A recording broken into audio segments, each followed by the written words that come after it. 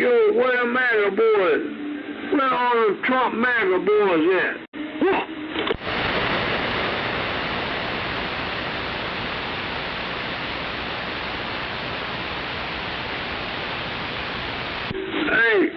Hey, you MAGA, but do you copy this real Black Panther?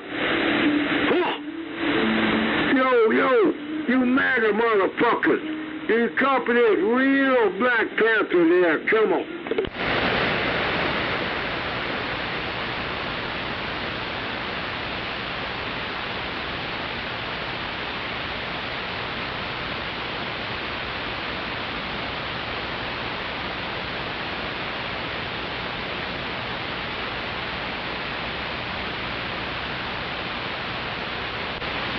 Hey, you MAGA motherfuckers. Sure. The boys are here. Come on.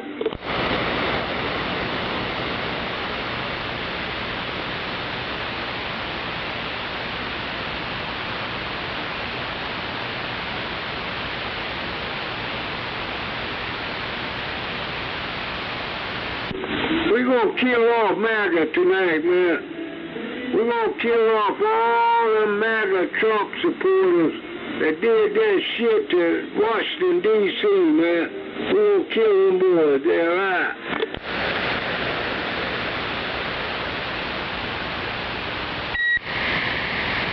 We're going to do it Black Panther style, baby. Why, hell yeah. We're going to do it black man's way. Black man's concept, so to speak. There, baby, come on. Shut up. You racist motherfucker, I'm gonna surround you upon the roots of Bill Creek, and you ain't got Jack Daly squat to talk about next thing at sunrise. Motherfucker, what's this shit-ass motherfucker, bullshit motherfucker? Huh? You sorry racist son of a bitch, kill it!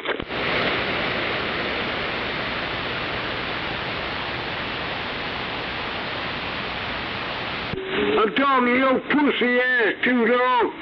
You rotten ass racist son of a bitch. Kill it. What a commotion out there.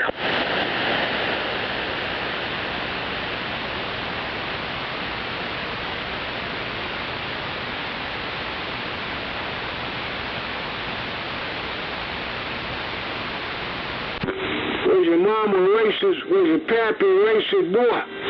Huh. Huh.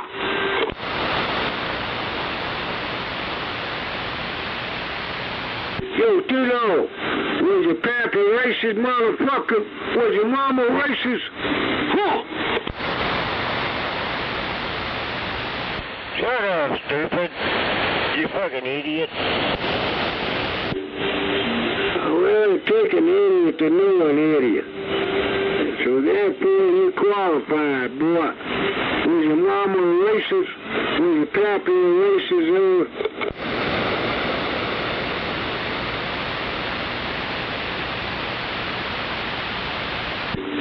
Huh? I didn't have no pappy. I didn't have no mammy. Well, how you get to be a damn racist? I learned everything from you. Yeah, I knew you were a bullshitter, right?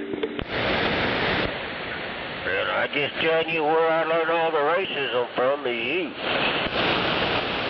Hey, I'm a real black man, RBM, baby. Hey, I come a long stretch, man. Long stretch. I remember a time, man, when I had to kick some white boys' ass in Oklahoma City. And they were running around with cowboy hats on. Man, treat that fuck that shit. No racist cowboy. Kick that fucking ass in OKC there, right? You're lying out your ass. You ain't never whooped nobody's ass. Yeah, I used to go down at the stadium. You remember back in the day, you had the 89ers?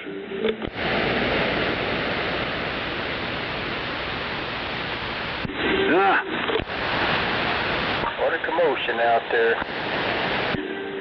I used to kick white boys' ass all over Oklahoma City. South side, west side, Midwest City, Putnam City, Edmond. Boy, I kicked a whole lot of white boys' ass in my lifetime, you know what? Wave a hand down there in Moortown if you can hear me. Wave back, Moondog. Yeah, I kicked all them boys' ass down in Moore, Douglas High School style there, right?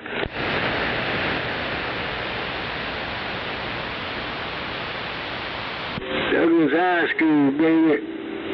You rotten ass racist son of a bitches. Chew it.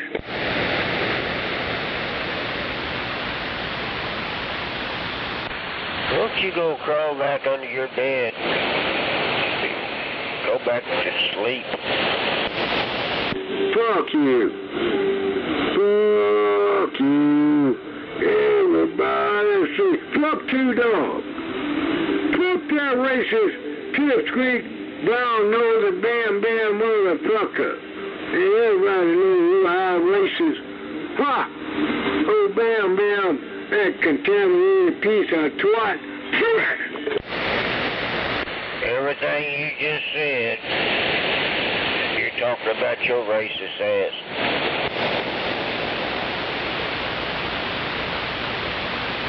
You know, I'm not racist. I'm a real black man, boy. I've been a real black man for a long fucking time, boy.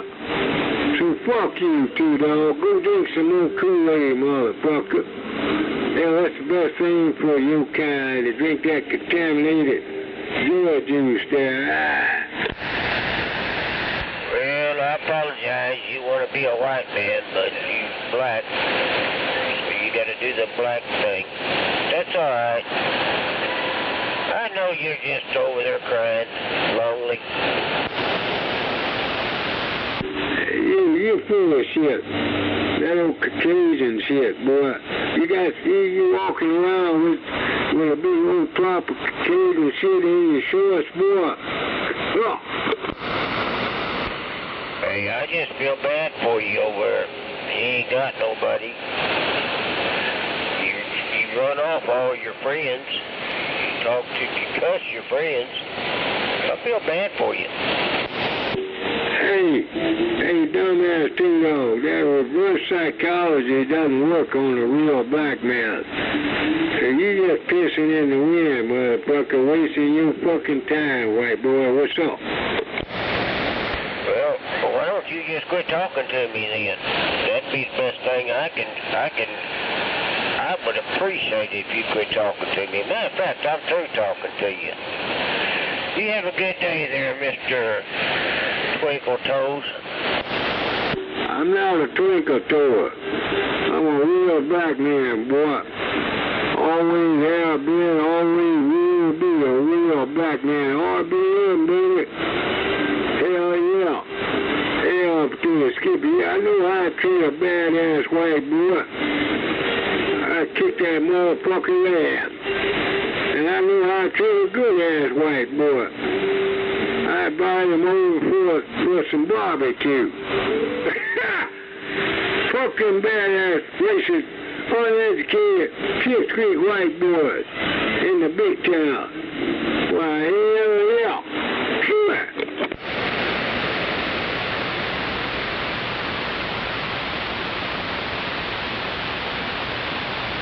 Yeah, I really feel sorry for you, dude. I really do. You got some problems. You got some bad problems. But I'm going to let you work them out by yourself. I can't help you. Well, my first problem initiated out at Wedgewood and Spring Lake in Oklahoma City. That might be way before your fucking comprehension level ever developed, motherfucker.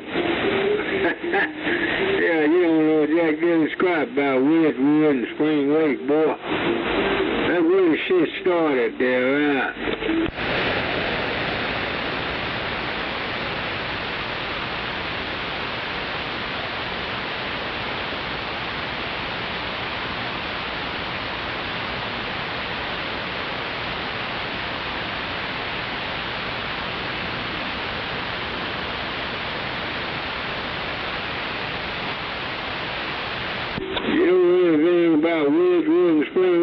motherfucker.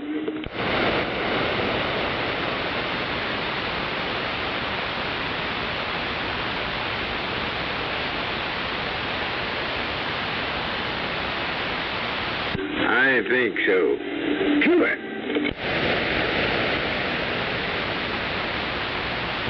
I just feel sorry for the spittoon handlers. You see what? You see what, good? I feel sorry for the spittoon handlers. The road handlers? What handlers? Hey, God, what handlers you referring to, Roll? You know, the spittoon handlers. Well, it's Spring Lake and Redwood. Well, it sounds like you're doing a lot of spitting. That's why I say that. You see what? Well, never mind. You always saying, chew-ya. That's what you getting at there, dumbass. Hey, Two-Dog, I don't respect you, boy.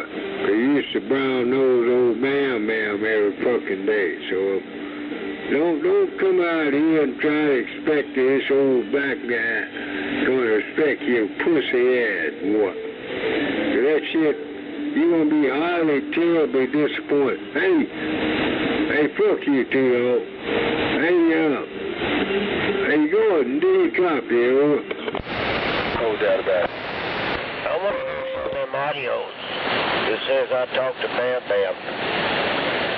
I told Go ahead and do your copy, over. Bam more than 4 or 5 times. All the years he was on the radio and I've been on the radio. I didn't talk to Bam Bam. I knew him.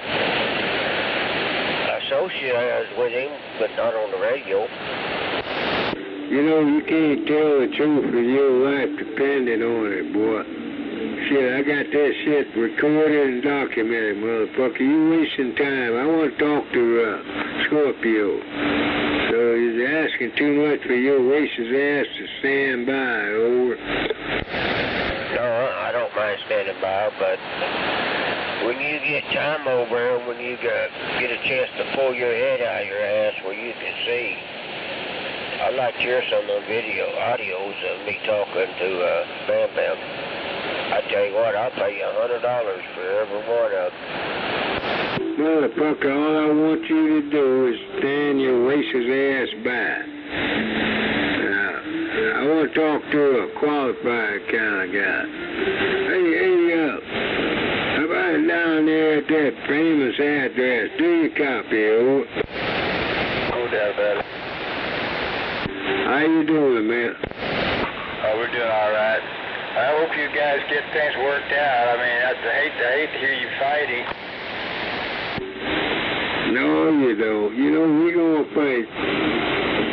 Hell, I was born to fight, man. Hey, Scoop, I've been a fighter ever since I graduated from Frederick Douglass High School at 10th and MLK there, right? Roger. Well, I mean, that Moondog's a force to be reckoned with. You better pack a lunch. You're going to fight him. Moondog is a pussy. He been drinking that contaminated joy juice for much too long, Scoop. Old rattlesnake and snowboy come out there serving that dude. I guess he's going to open that mouth wide open and start consuming all that shit. That old fucking Moondog there, right? Well, it sounds like he's worked for a long career and done all kinds of jobs. So, you know, now he's earned a retirement, so there. So you said all that to say what? You said all of that to say what?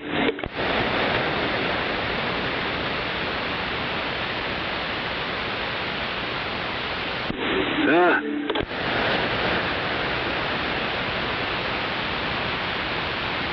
Moondog is a pussy, man.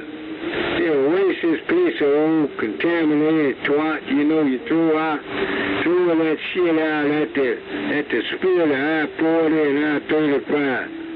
Oh, racist piece of twat. Throw that motherfucker out there. Hey, they say you are what you eat. So I don't mind being called a pussy. Wait a minute, hold up. What, run that by me again? You say you are what you eat?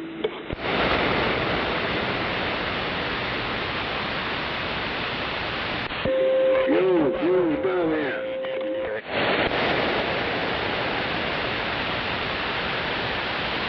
Oh, dumbass. Well, you said you record everything. Why'd I have to repeat myself? Why the hell not? I mean, for once in a racist lifetime, hey, tell the fucking truth, boy. Tell the fucking truth. If you will, I will, they're right. Scorpio, hope you have a good evening. Sure appreciate your radio check. We're at 80.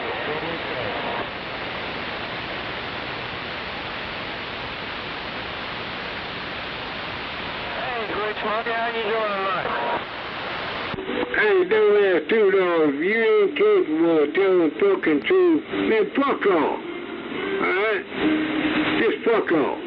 Cause I'm gonna always speak the truth, whether you like it or not, big boy. What's up? 10-4, Great Smoky, you be careful out there, 10-4. Great talking to you.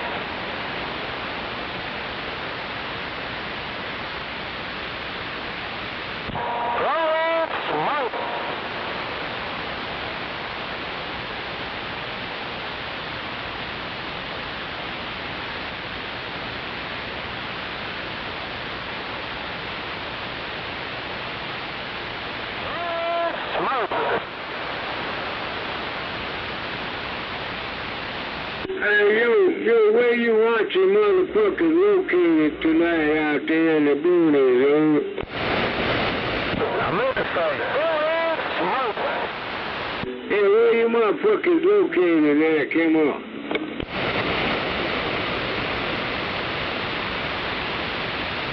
Where you some bitches located at? Come on. Pipsqueak? Who the fuck you calling a pipsqueak, boy?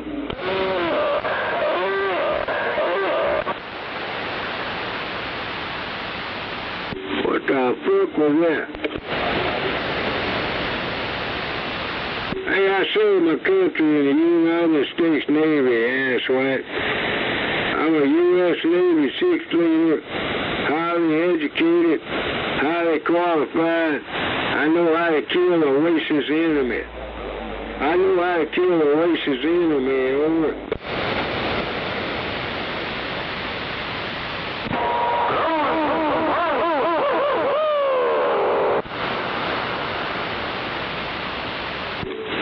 Yeah, baby. I kid you not. We're seeing white boy cadees underestimate the capacity, the wherewithal regarding a real black man. That's the God-honest truth, baby. White boys have fucked up all their damn life. Their mamas, their papas, all of them fucked up, man. You know, that's one of them. Stinking ass, pussy ass, racist son of a bitch.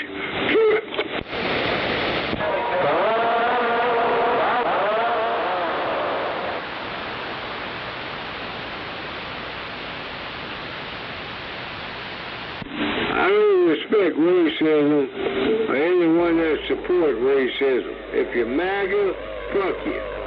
If you're anything supportive or equivalent to MAGA, fuck you.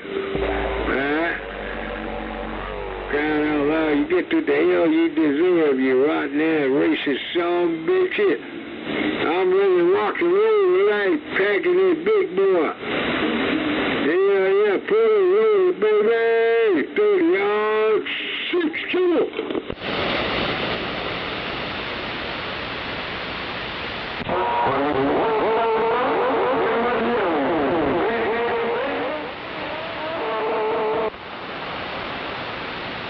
Hey, guy, fuck you. Kill it.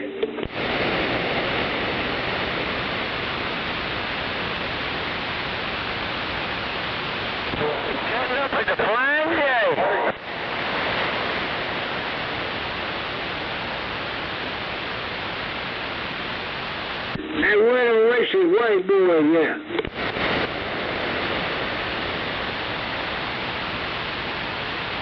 I want to do some target shooting, man. Where the racist white boys at? Come on.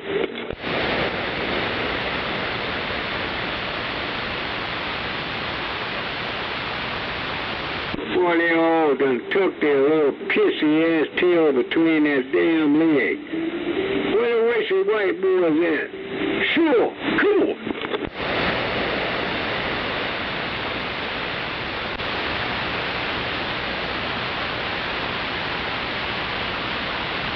Too long, you gonna show up, boy?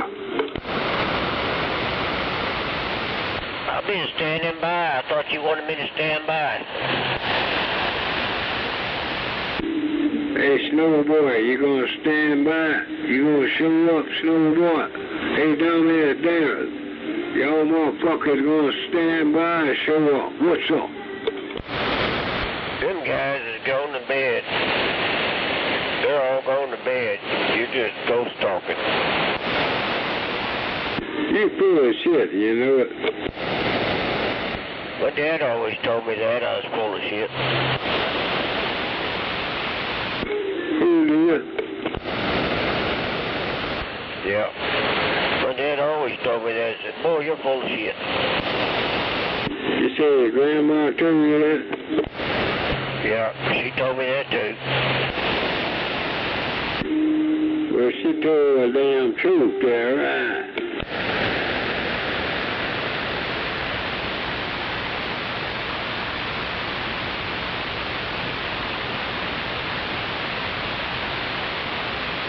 Yeah, right.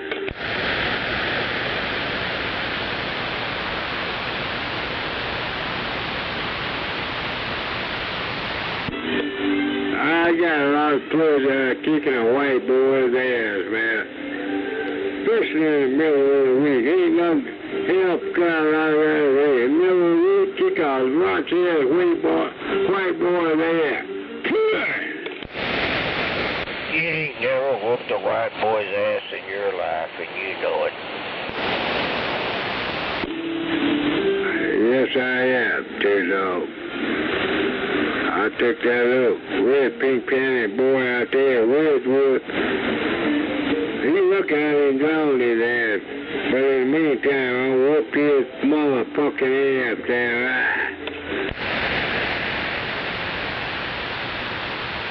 You have a good night. I'm going to get back quiet. I'm getting ready to call it in. I'm going to call in the dogs and piss on the fire.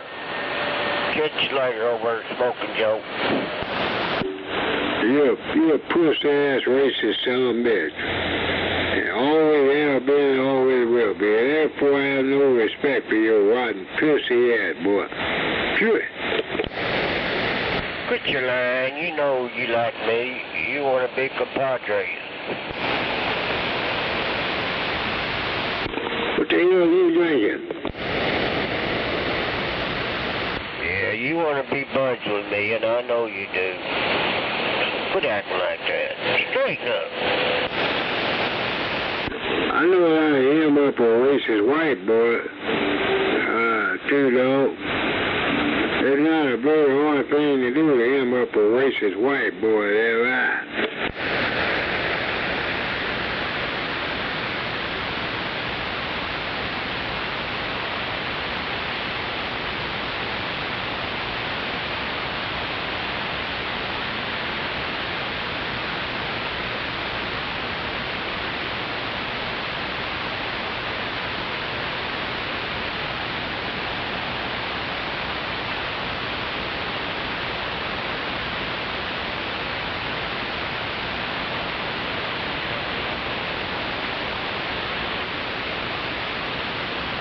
Hey, you driver, shut the fuck up, boy.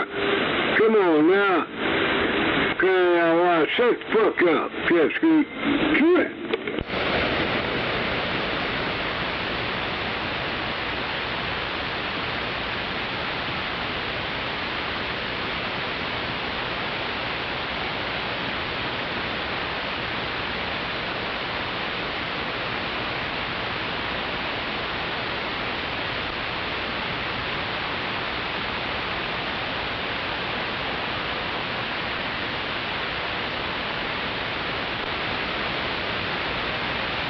I didn't buy no fucking fuel. I mean, no.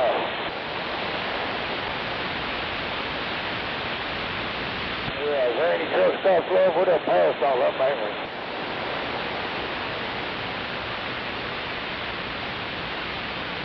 Hey, guy, can you speak clear English for once in your fucking lifetime, or?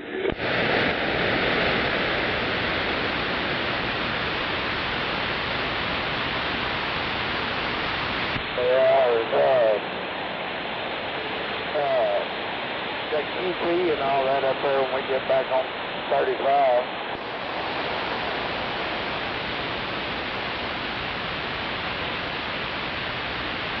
No, you still take 240. The QP's up there just the other side of it. I'm pretty sure I'll look at the field, and I'm pretty sure it is.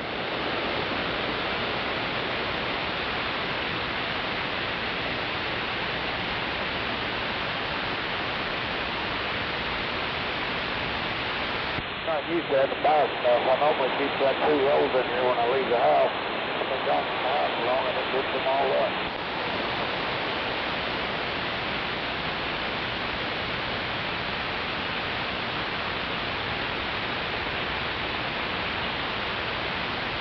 Yeah.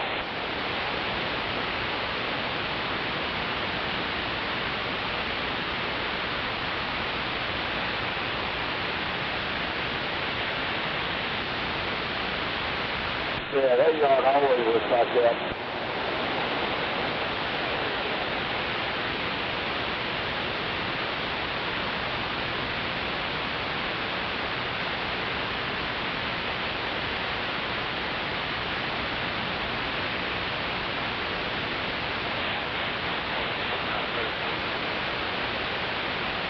Now they're playing, look at them, they're getting up there next to each other, about to fucking do them a rolling stone race off the bridge there.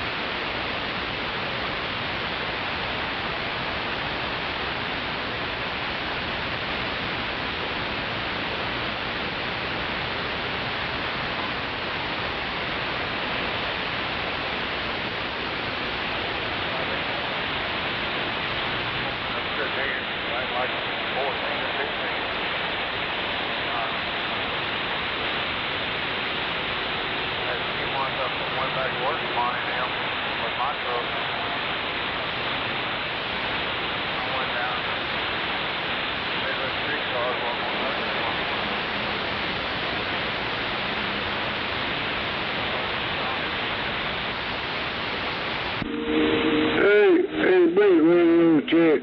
Wait for a radio check. Good, wait for a radio check.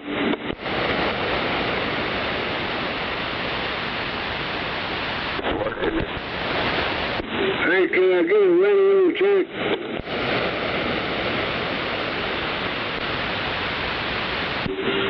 Hey, truck driver can give an old guy a radio check. I appreciate it, old.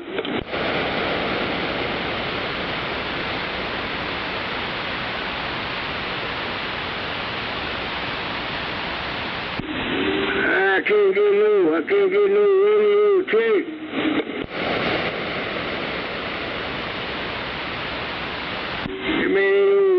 White boys won't give a real black man a radio check.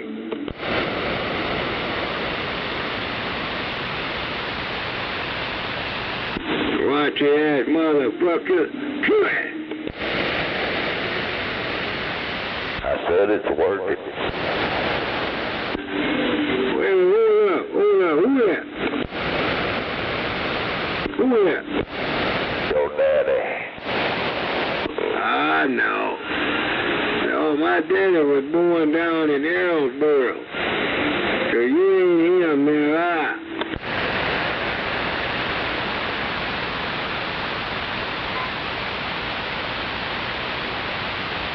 You wish you were my daddy. And I got news for you. If you were my daddy, motherfucker, shit.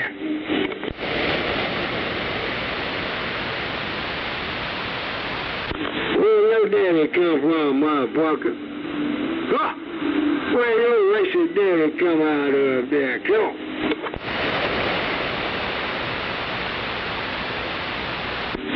White boy, go tuck your little yellow tail between your ass. Cause you don't know where your daddy come from. Sure.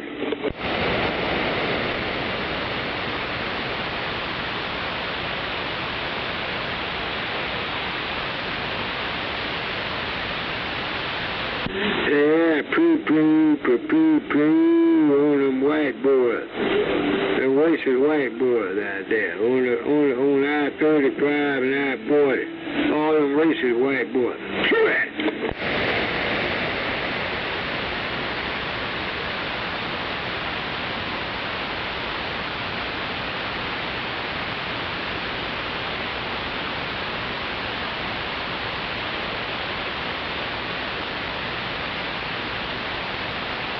Hey, if you really want to know, motherfucker, if you really need to know, motherfucker, I'm a real black man.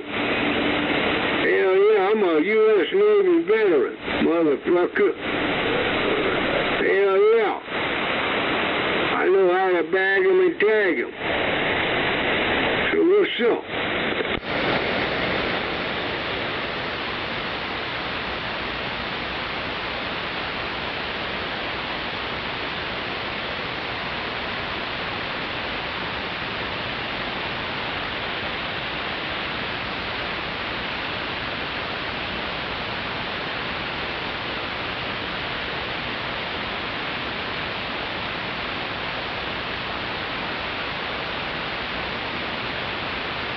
Hey, I'm wasting time with you pussy-ass motherfucker.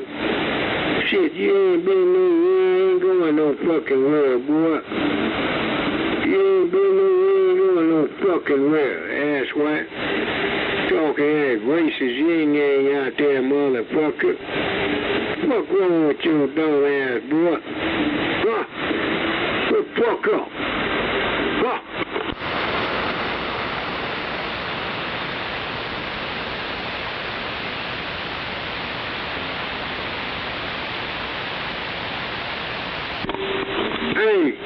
Hey, driver, stay in the slow lane, guy. I highly recommend you stay in the fucking slow lane, boy. And tap on the fucking brakes there, right? You ain't got time. I gotta jump off the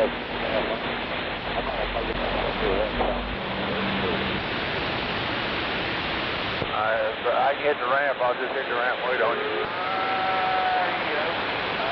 Hey, you racist white white boys need to slow your roll, man. All you racist white boys out there that call yourself super truckers, pull in the fucking right lane and tap on the damn brakes there. Come on.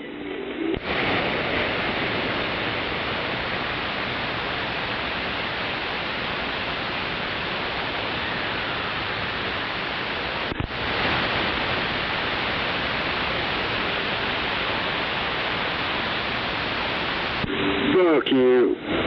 Fuck you, Java. Now, I try to eat. I'm a blue-collar kind of guy. I always in my lifetime supported organized labor, man. Respectable labor. You know, black, white, red, green labor, yellow labor. But I ain't gonna respect some pissy-ass white boy. They ain't worth two shits and shine over their eye. Want to switch point back and get him out of the next one. Radio check.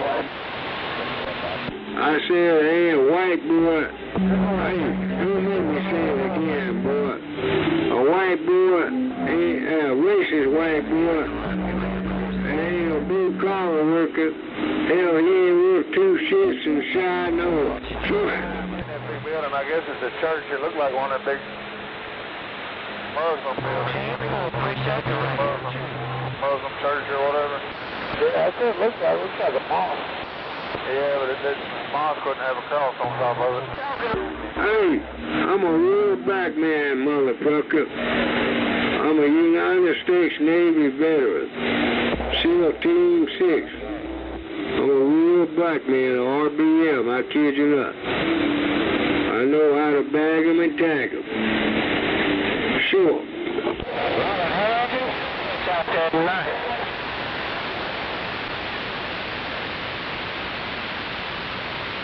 What's up? What's up, white boy? Come on.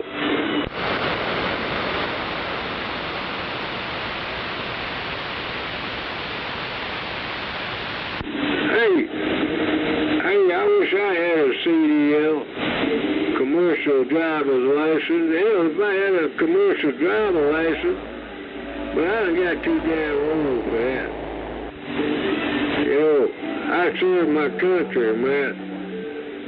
I tried to be an honorable kind of guy, you know. And being a CDL holder, I mean, don't get me wrong, kind of, I don't know what the hell this damn country would be without them boys and girls, CDL, you know. Hey, I said all that shit, man. Hey, I bag and tag them, send them home. Send them bad girls and bad boys home. I appreciate their service there, right?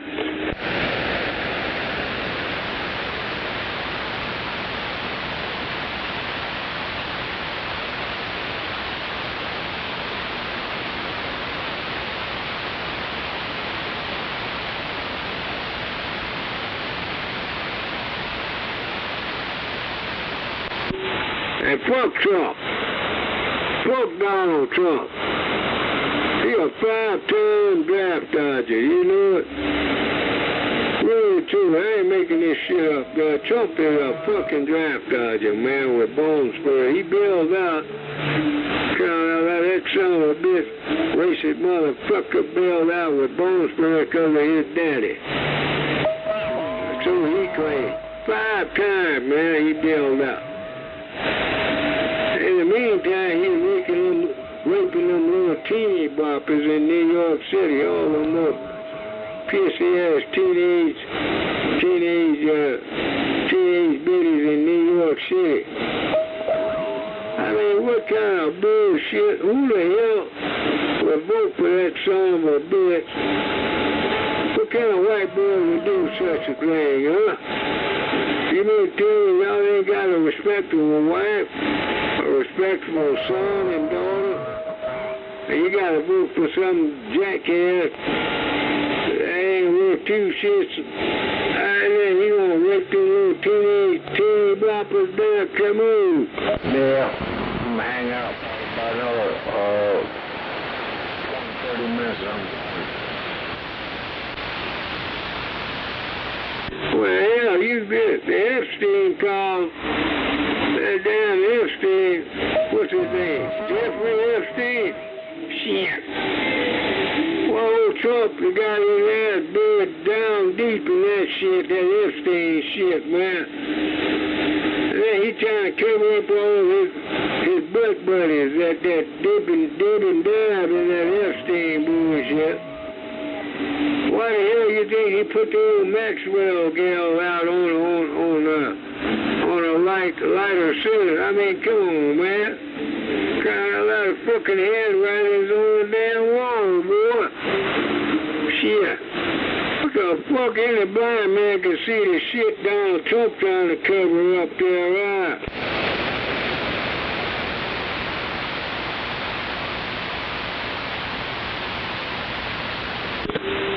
I still say we need to incarcerate Trump. Incarcerate the whole fucking family, man. Incarcerate that racist Trump family, man. And anybody that voted for that son of a bitch. And his whole damn family. Incarcerate them motherfuckers. True it.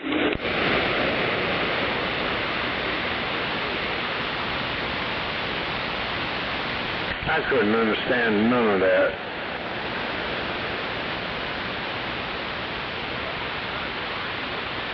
Incarcerate Trump.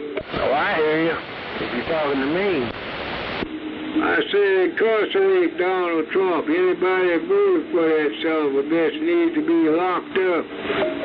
Anyone that voted for Donald Trump needs to have that fucking racist ass locked up, bro. I'm on the Outer Banks of North Carolina. You say you're in Georgia? Do I sound like I'm in Georgia? Hey, well, check this out. I'm pointed up toward Chicago. Can you hear me? Motherfucker, I'm not in Georgia. I'm not in Georgia. Alright?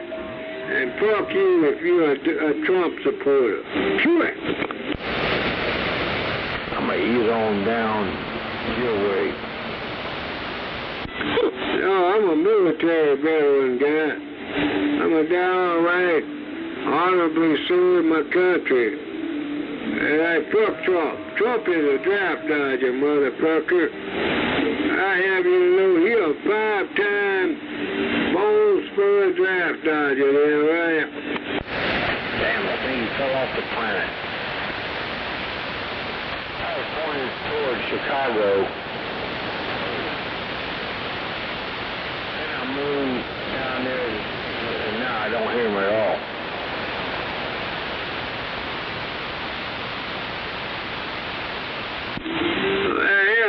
To move on my account, motherfucker. Fuck you.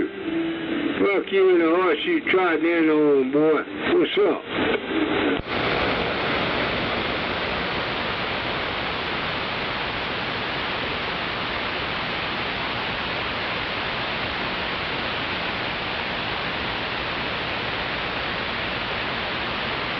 Yo, motherfucker, what's up?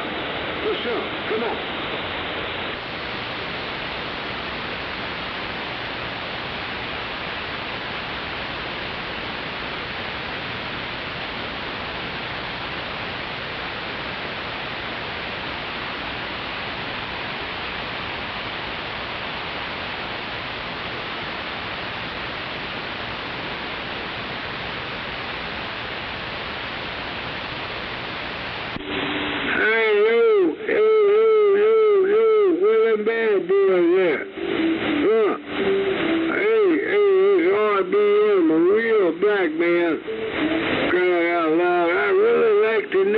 Motherfucking bad boy right there, come on.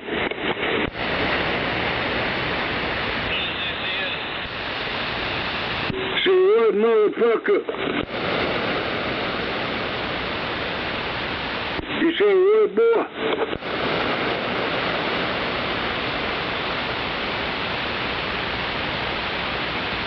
Dumbass, stupid motherfucker.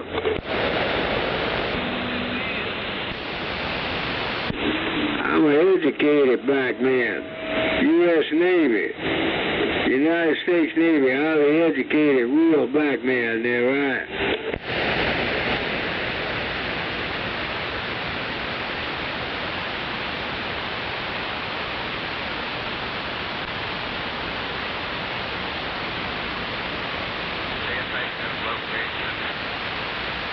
Yeah, you know how many white boys I had to bag and tag? Little pissy ass, raunchy ass white boys. I bagged and tagged them, sent them back to their mommy and their pappy there. Shut the hell up, old man. Who are you?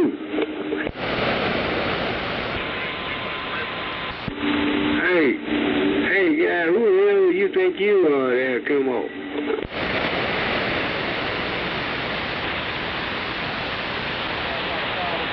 Who are you, motherfucker?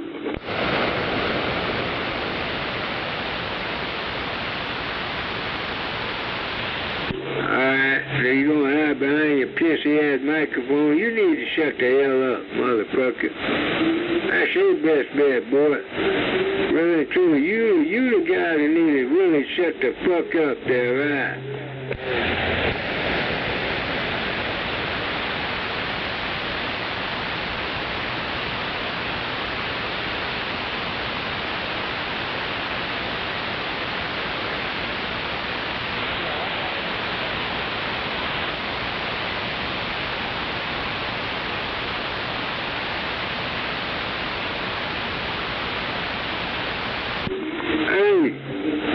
Hey, I'm just tracking this 30-6, boy. That's all. I'm trying to keep the faith. I'm really trying to keep the peace. So in the meantime, motherfucker, I'm gonna pack this 30-6 fully loaded there, right?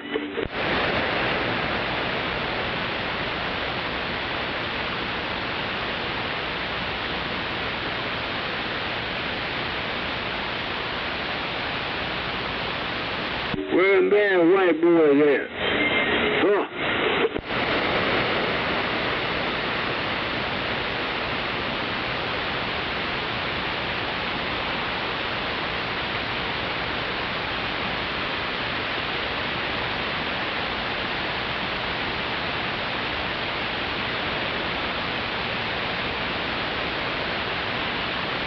Oh man, I'm looking at this bad boy. It's all polished up, all greased, all the maintenance has been done on this 30-6. Yeah, I'm ready to rock and roll. Come on.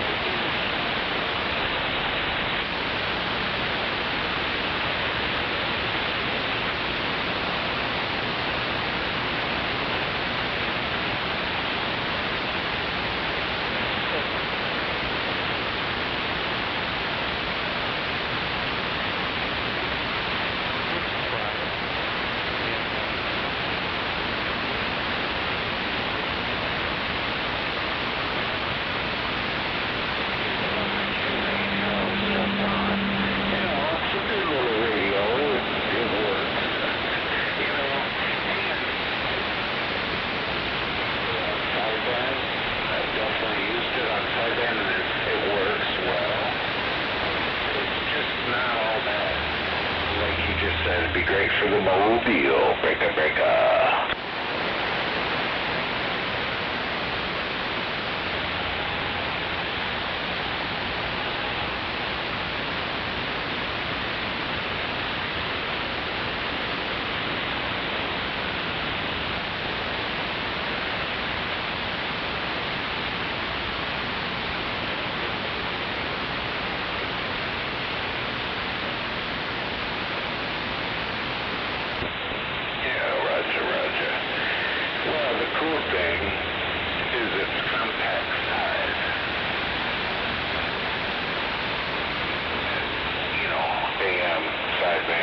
Is it FM? I don't even know, but I guess it doesn't matter.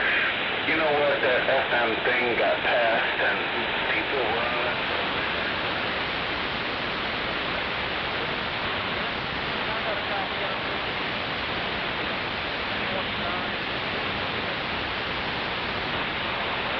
That's just it.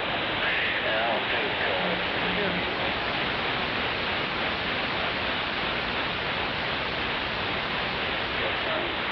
took off. Maybe in the UK, but not here.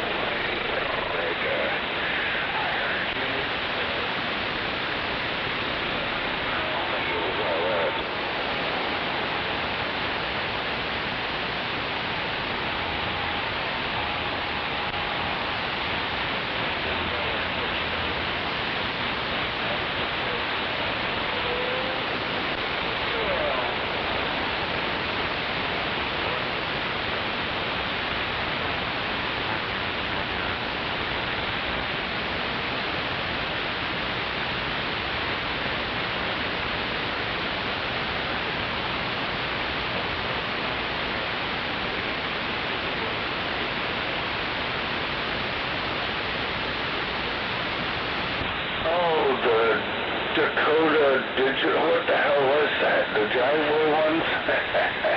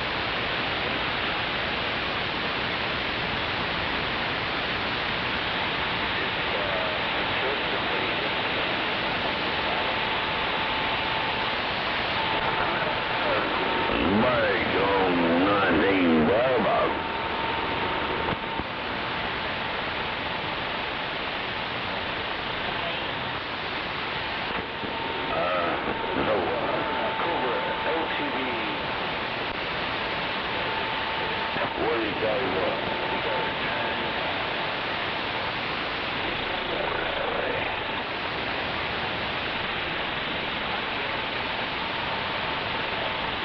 You want them Peter Peppers as well?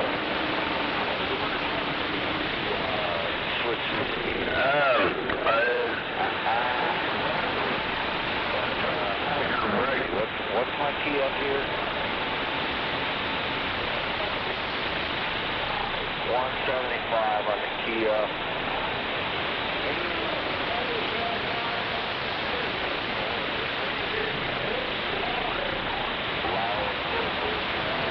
You sound like one of them tops.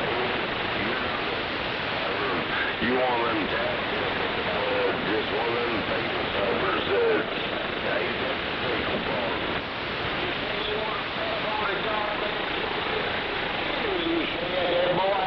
I don't know why you want to do something, but you do what makes you happy, you're a good boy.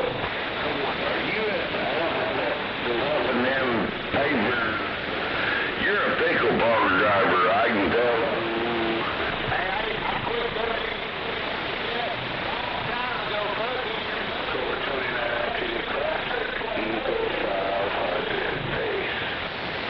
Dan Roger on your fudge packer, and you say your truck pickle bar.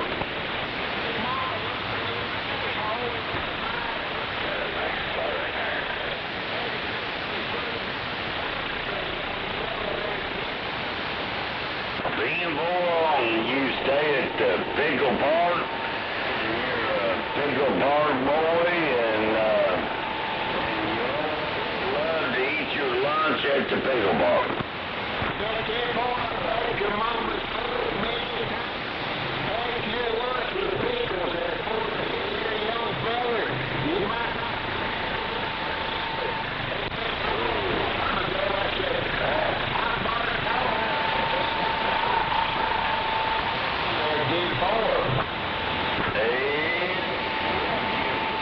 Mama off the street. Daddy, you should have kept your mama off the street, though, right? Mama, she didn't make my trying to get you a milk. You did get something.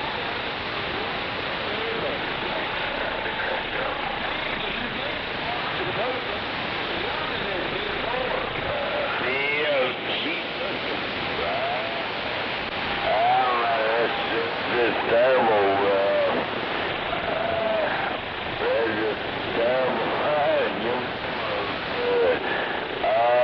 Well, your sister's sitting right here. You want to talk to her? Turn it off. Be a pain in the ass. I was like, Mom, I just needed something to drive this thing.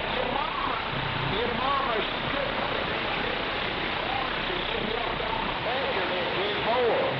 Yeah, but you got a sister you don't even know about. Sorry about that.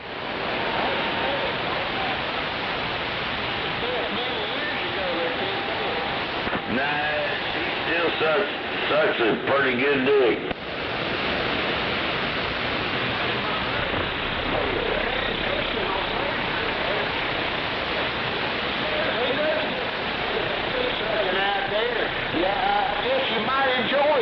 Too much, I reckon. Yeah, your sister's name's Trix. I know really well. And your mama's Mama something. Well, it's my sister. It used to be my brother, but poor kid. Good time with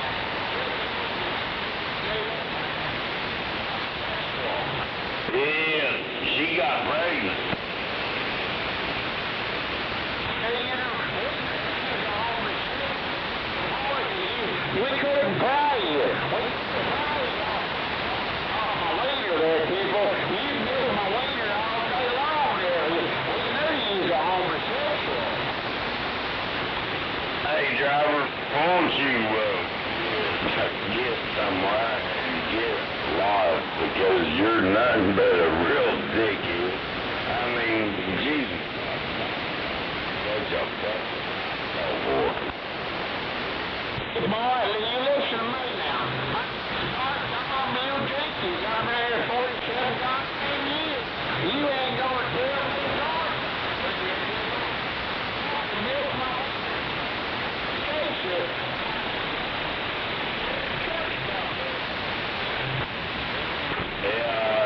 I run a radio shop here at the 77 and 81 split since 1988. I've been partners with man and everybody, but you don't want that because you don't it would hazard this to your health.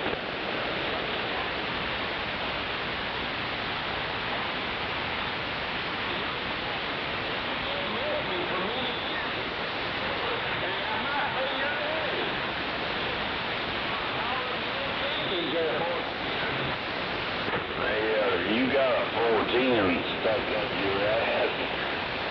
I'm at the 77 and 81 split. Just shut up, superhero, and don't worry about it. Because you're never going to fucking whip nobody's ass. You can talk behind that mic or do whatever you want to. Shut up now. Because you're going to fuck with me. You ain't gonna be out. You ain't ever gonna see me, so just shut the fuck up, kid. What the goddamn hell you think you're doing right now? The microphone, you goddamn queer. Yeah, but you're the milkman, you're milking me. You Yeah, that's why I got two fucking good-looking bitches sitting here. I work on radio equipment, so you have a good day.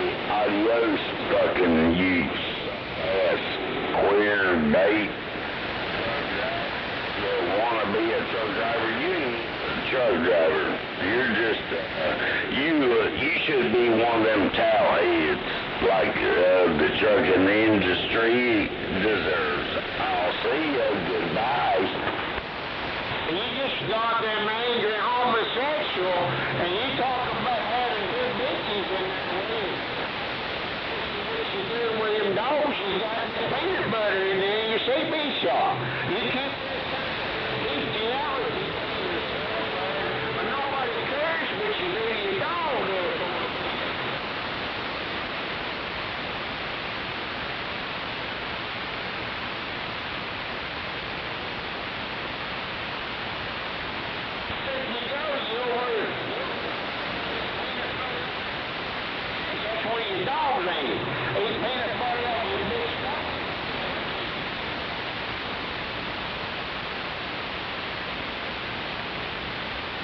I just got your mama over here, 14.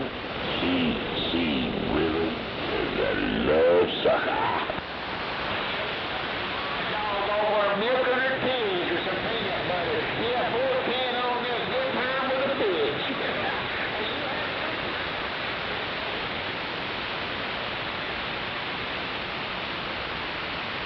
She couldn't believe she spit you out of her pussy.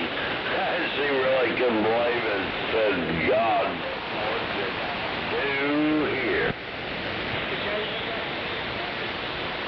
You got the dog licking it off her. Well, you know, she's alright licking there 410. Said, I can't believe that son of a bitch.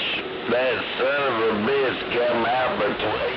You believe that son of a bitch is so goddamn goofy. He come out between my legs. Said, that's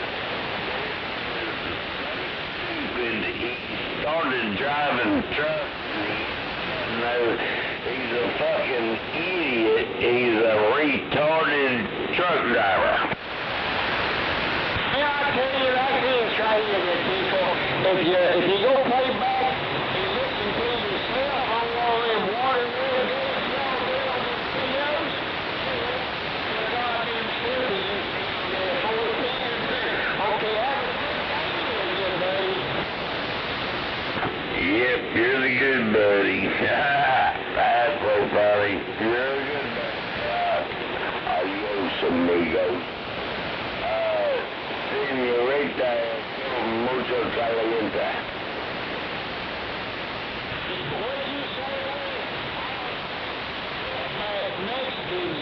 stuff there.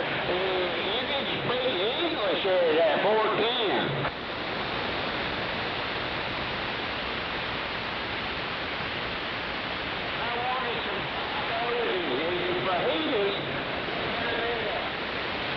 Tons of Jose Cuervo's down there.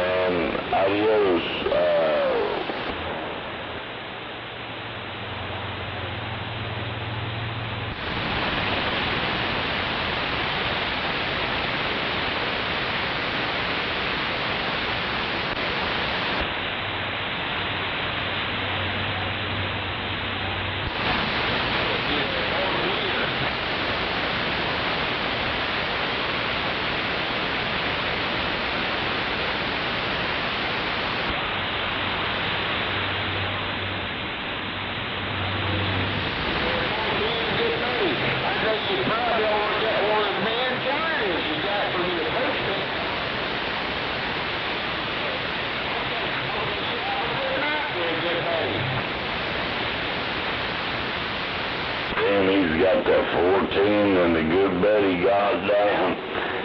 You can tell that some bitch is a fact.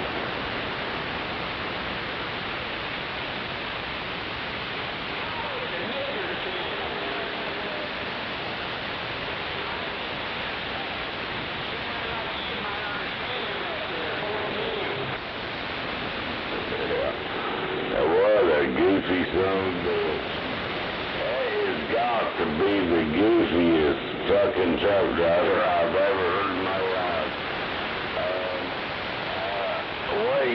What do you do in this situation like that? Just slap his mommy or just slap his sister?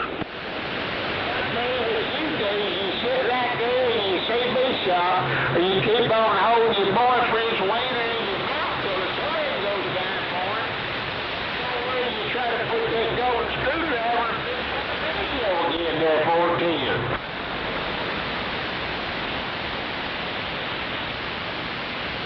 He said backwards, he can't say 10-4, he says 410. That some bitch done to eat his fucking mommy up. Chris, because you always backing up on your boyfriend there, 410.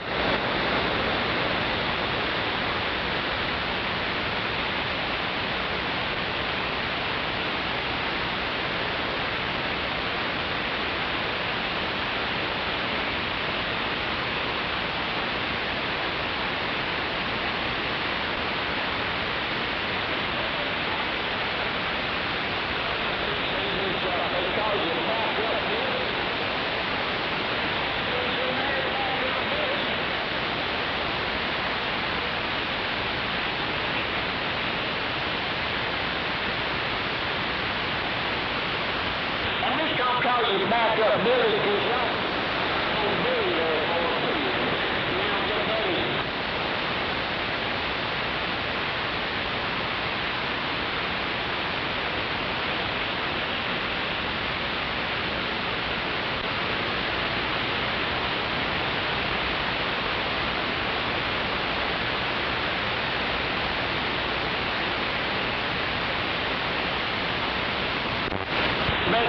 specializes in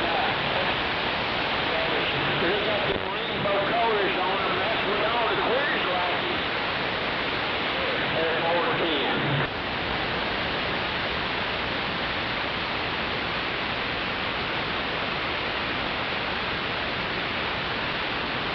You want a rainbow, I'll put it on.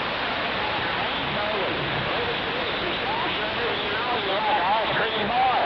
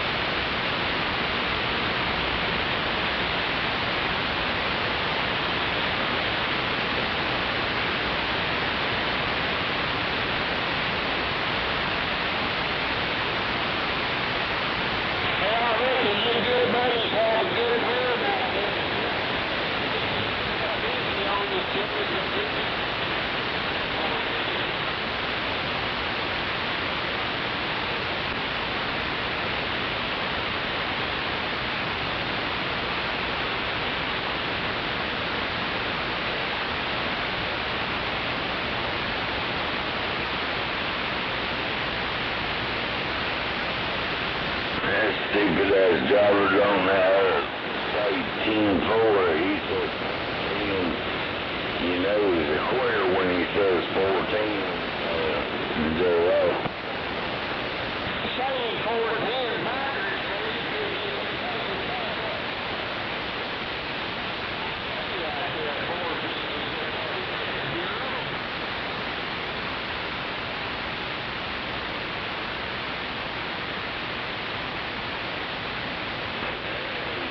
Roger, Senorita. Have a blessed day too. You have a fine morning as well.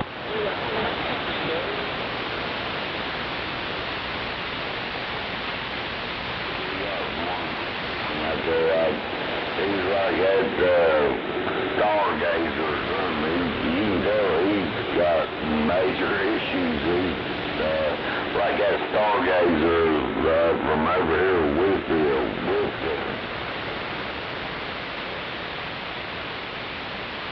Hey, darling, you know her, fellas. I ain't been 76 years old and had my birthday last Thursday. 76 years old when this month.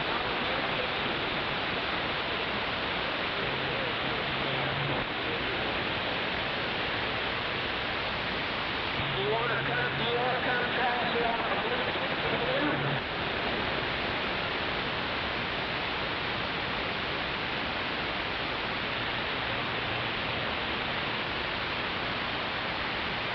I'm 76 years old. I've been driving this here truck.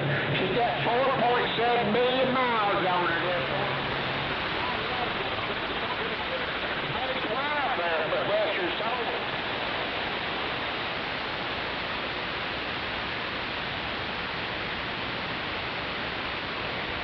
She couldn't make it with her when she went.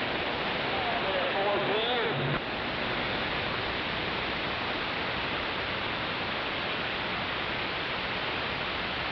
I showed her what I got that book. He's about a goofy something, son.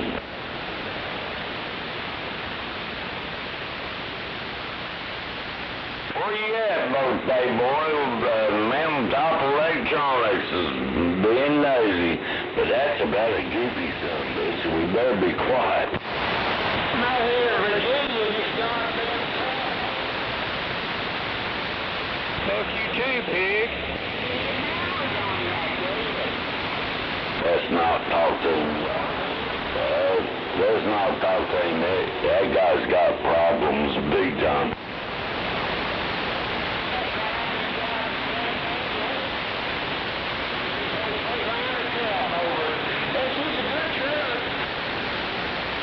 Yeah, you can tell he's kind of retarded, and you believe we got people like that?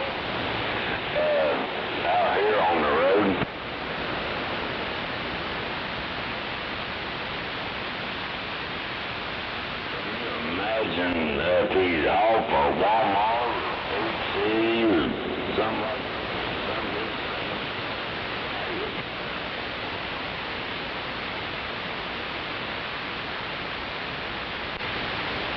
I am down here on the top of electronics, right?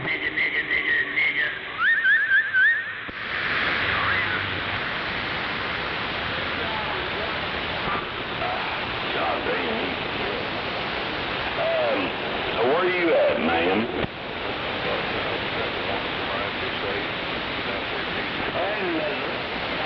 Welcome to Virginia. You're sounding good. It's so nice talking to Missouri.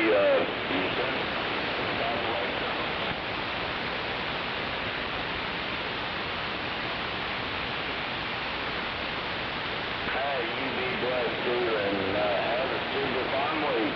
It's a pleasure talking to you. Yeah, you have a good night too. It's always a pleasure. And thank you for the touchdown. We're just working a little late tonight, but have a super fine one, and we'll talk to you later. Mountaintop Electronics, Virginia, 7701 Spray. Goddamn.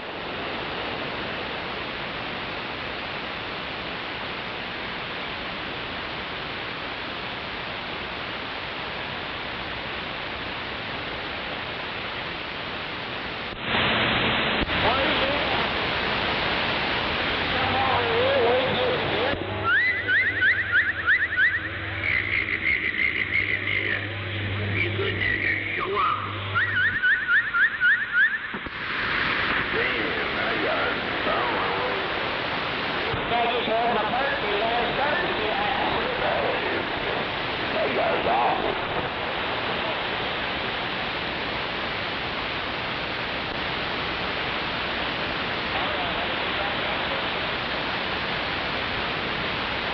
Stargazer.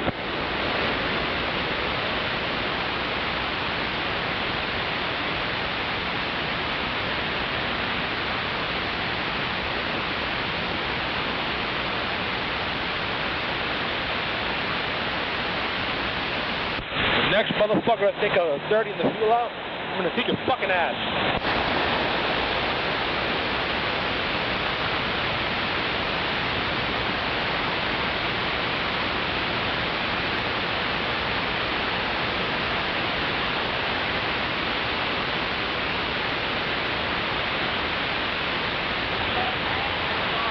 CB shop, that's just a darn thing. There's all you. Like you want to put a golden screwdriver up inside of something.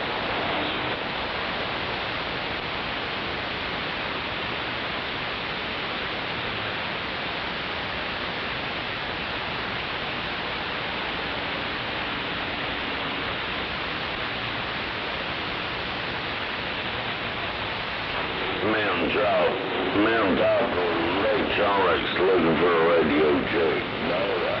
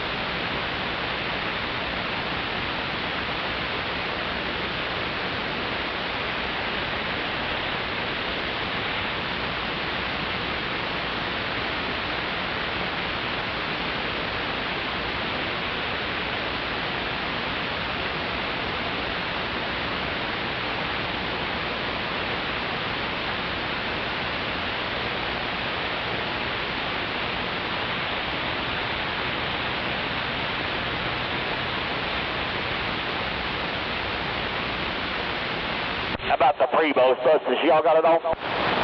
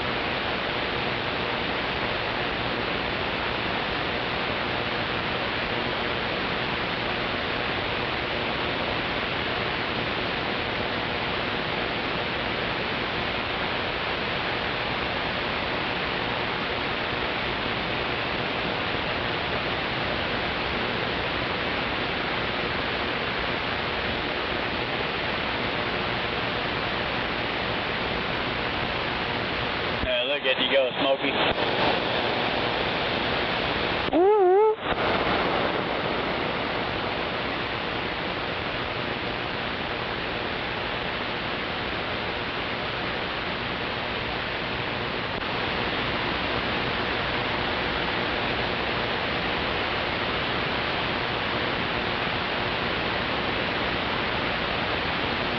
Where are you parking?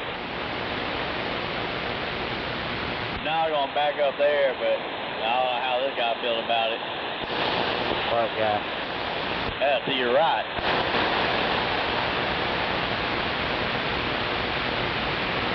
Oh shit, I didn't see him. Yeah, he come in right after you did. Oh, did he?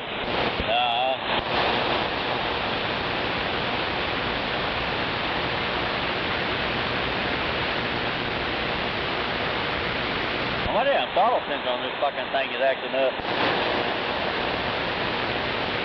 I shit want to idle high.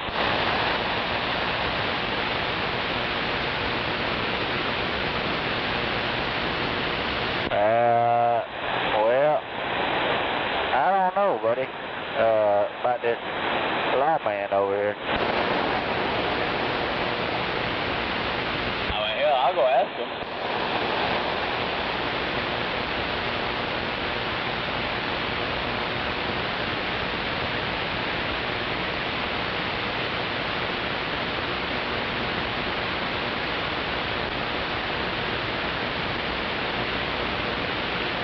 But no, I'm just gonna back up right here.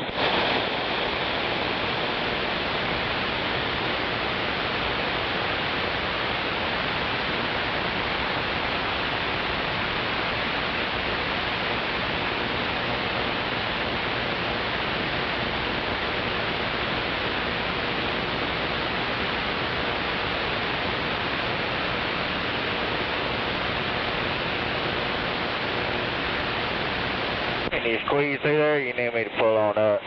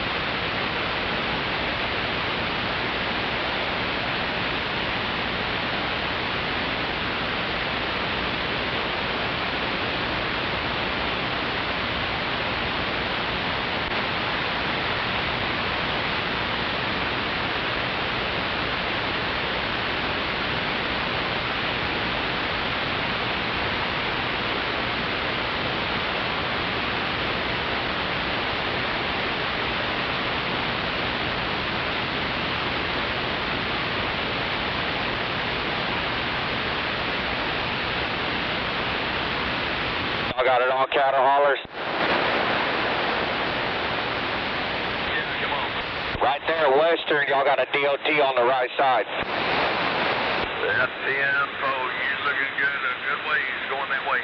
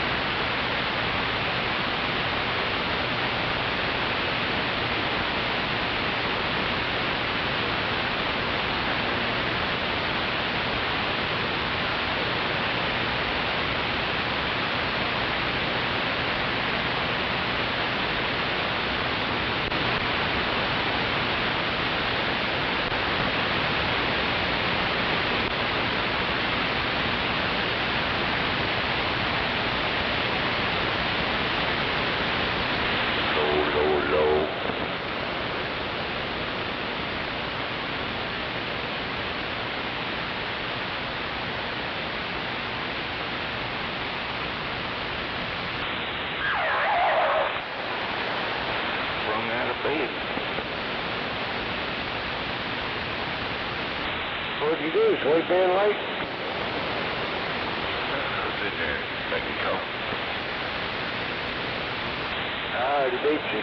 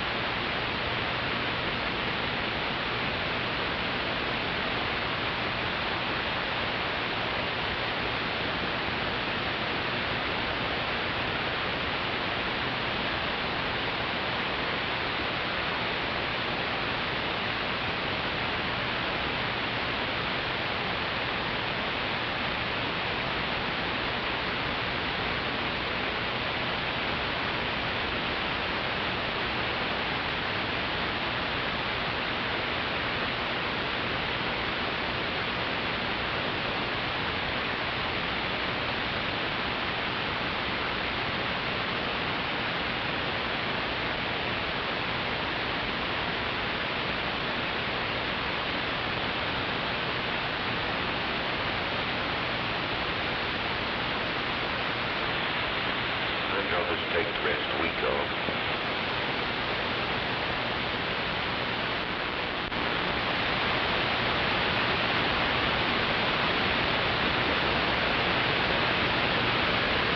Well, today will be hump day. I'm more than halfway there.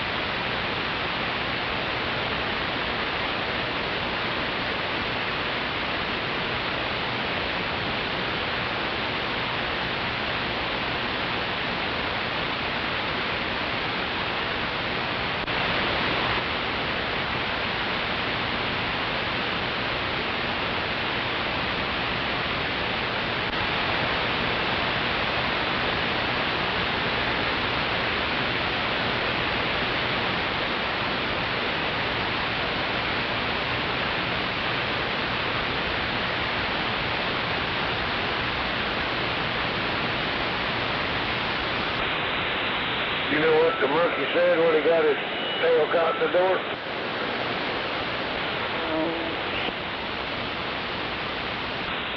It won't be long now.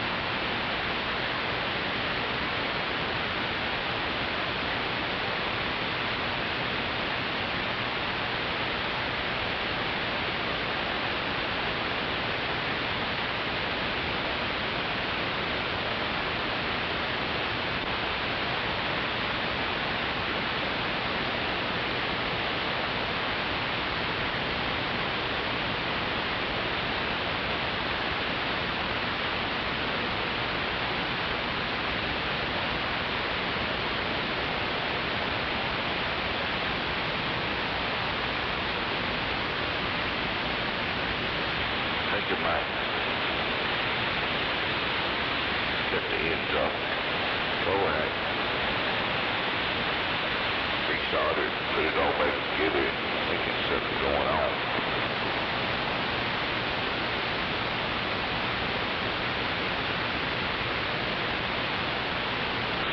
Going on like what? Sounds good.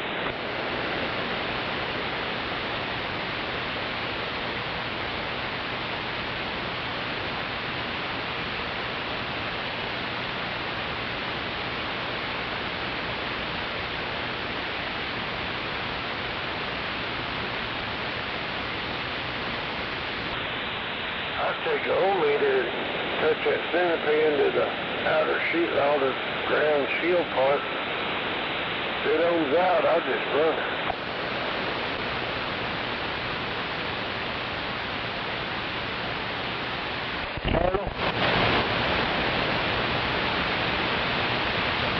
Romeo? Morning, y'all. Catch a 55. Come on, hammer down. Right there north of 23rd Street, you got a sheriff going to be looking at you as soon as you come under the bridge. I'll see how that about. See you later. What do you say, Wizard? Oh, he first to come up and he said there was a DOT on the side of the road by the cow haulers, and now he says there's a sheriff sitting under the bridge. I don't know where he's at. But giving the Smoky DOT whatever report for the truckers, cow haulers. 10-4, that's good to know. Hey, he's out there broadcasting where my hideout is, dadgummit.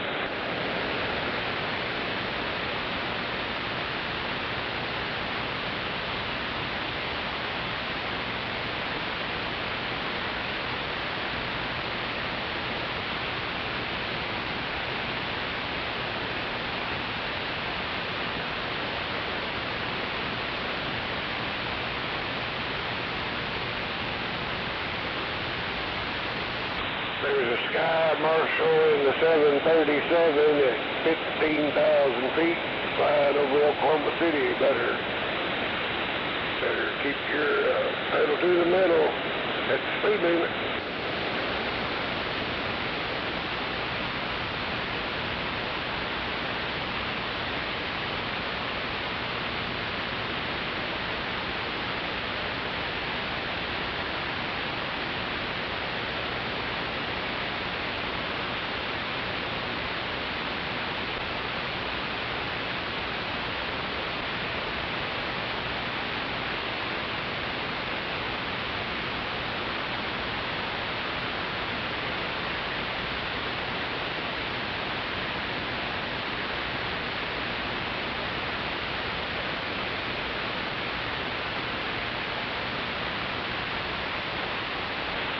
Big cup of coffee, sit by hand.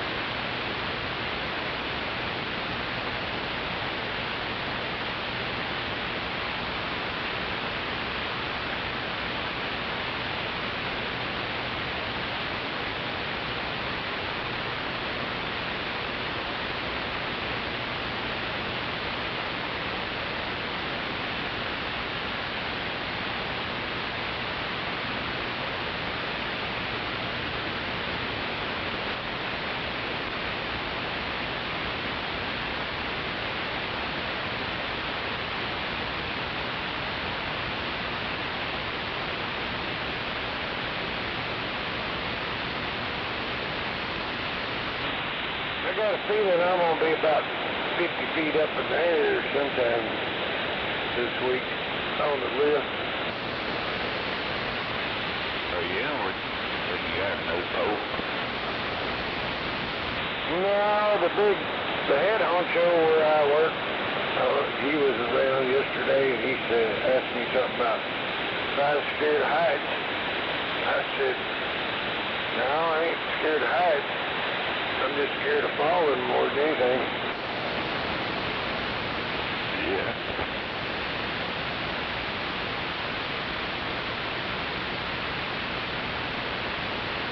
I got a feeling that they said something about replacing some lights, up in this gym I'm overhauling.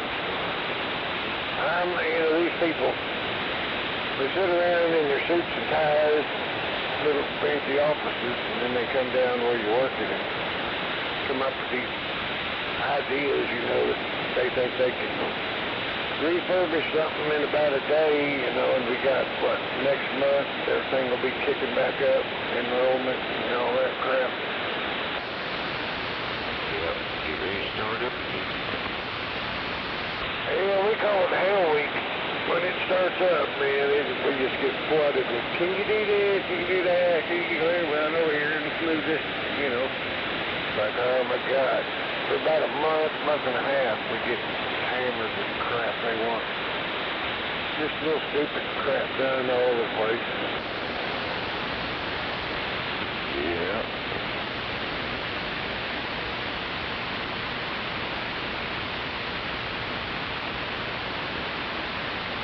They think that, we can just whip out a magic wand and do about 9,000 tasks. We do a whole building in 2 days with 3 guys. Actually 2 guys. Yeah. Yeah, that's the way it goes. 4 o'clock or nothing at all.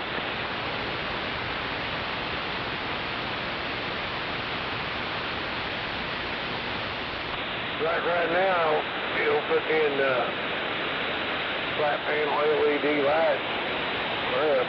Got ladders and junk going up in the ceiling, running all this stuff.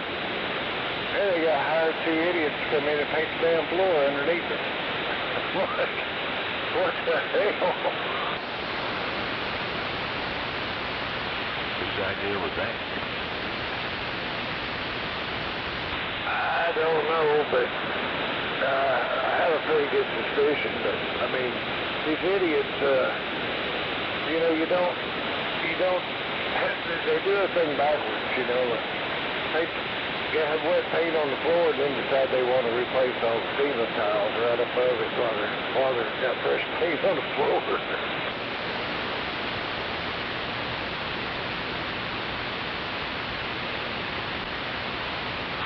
Or they'll put in new carpet and then come in and want us to paint the wall. What the hell, man? These people got master's degrees and doctorate degrees. You don't start at the bottom and work your way up. You get stuck up above and then come down. Really? Yeah, I never understood that. That'd be like building a house and then decide, hey, let's get some cement for the foundation after the house is built.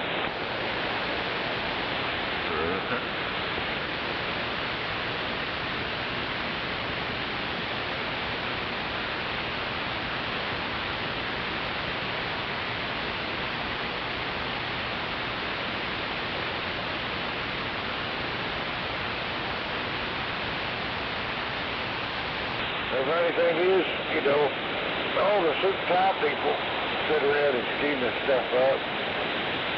They never come ask the people that's actually going to do the work what they think.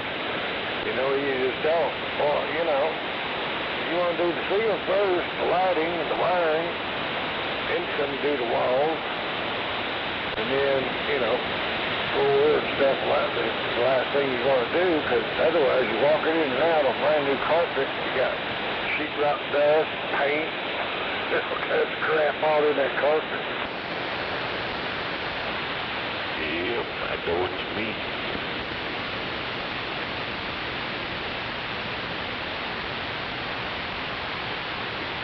I asked one of them, I said, you ever been tested? Did you get your degree? Does it say we? From we, somebody said put your name on it. We, Todd, Ed.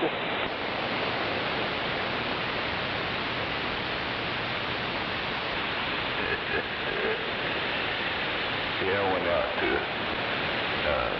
like a funeral home or something. Yeah, it was a funeral home. They wanted a window in the break room so they could see outside. Metal door. So they sent me out there. They didn't want to take the door off, bring it to them. Windy that day too. So I went out there with a bunch of tape and stuff. Shut that window in there. Like never got that grass in because the wind kept, fighting me. Finally got it, cleaned up my mess, and one old gal come back there and said, "You're the only one cleaned up after themselves."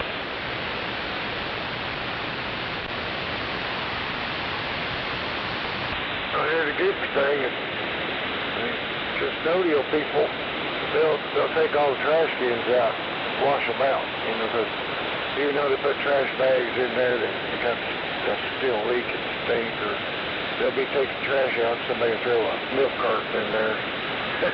They take all the trash cans outside to rinse them out, and then you have a bunch of people in there working, you go in the bathroom, wash your hands, come out, there ain't no trash can.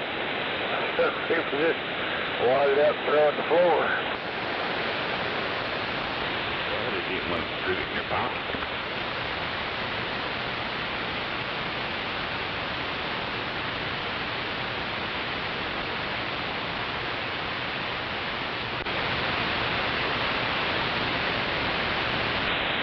If you ever need a fluorescent light bulb, let me know.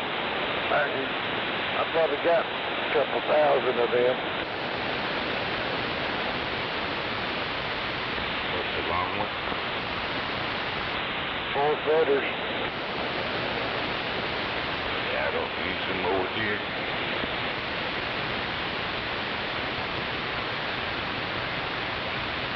Well, dig you a fallout shelter. Put you some lights down in there.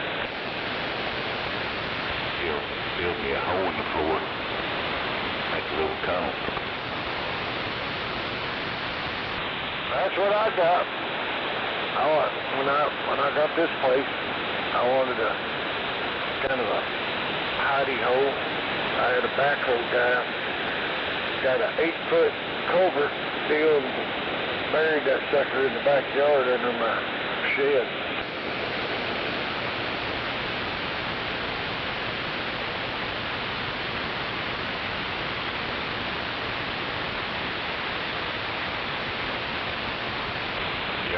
People put them deals in their garage, dig a hole in their garage. Yeah, I call that a vault. All they need to do is put a casket down in there with it, because that's about the dumbest thing they ever come out with.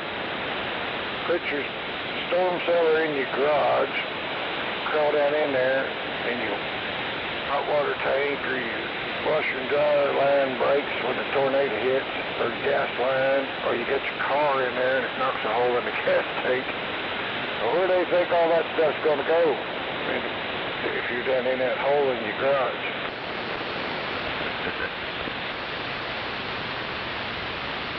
And then, okay, weakest structure of a house is what?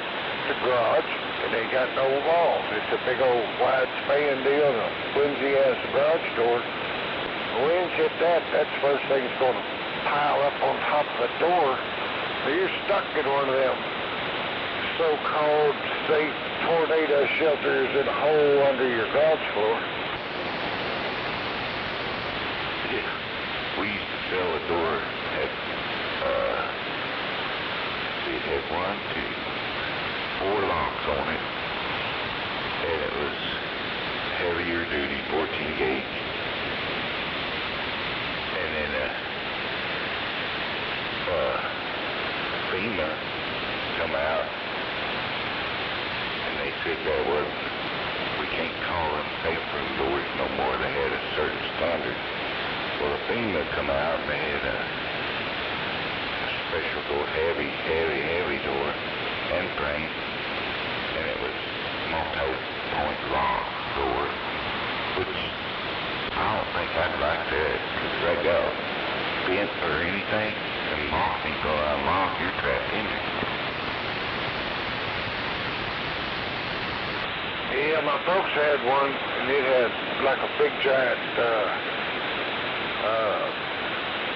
lock made out of big rebarb, you know, and it slid over, and it had a little, like a T-shape looking, you know, simple lock. But you had the door open, and if for any reason that door slammed shut, the daggum locks would slide over and it'd lock itself. It had a lip that went over, you know, the entryway. Hell, you couldn't get in the damn thing. So they had to take a cut torch, got a hole in the door, pull the lock over. So to keep that from happening, I got a clevis pin clip, you know, like you put in a receiver hitch. Unlock the door and then slide that clip on there so that that lock couldn't slide over by itself if the wind blew the door shut or something. Right.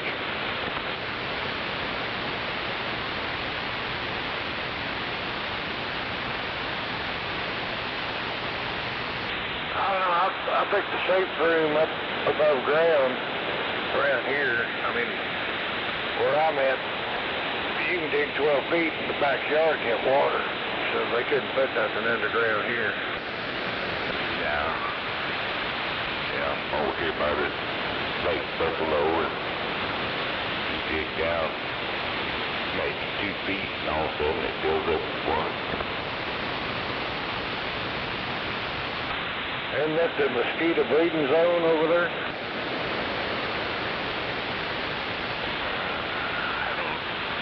I don't know. They don't really bite me, so I don't know.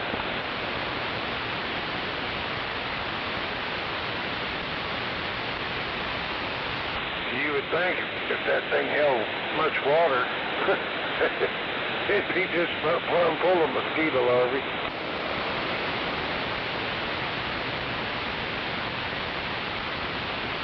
They may put something in there. You got these little, or these tablets you throw in the pond, and it's supposed to kill them. Yeah, little brown biscuit looking things. I've tried them here and there in places, but I don't know. I doubt that place does it.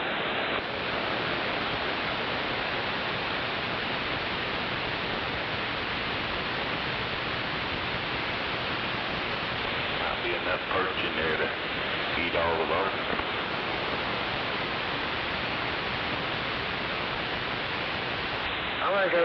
I think I'll go, when I first moved over in this area, it was a long time ago, I was going to try to go around behind, you know, the building there. You know, there's no way out, but it was at night, and had the windows down, had the top off. Man, I mean, it sounded like the symphony orchestra of bullfrogs.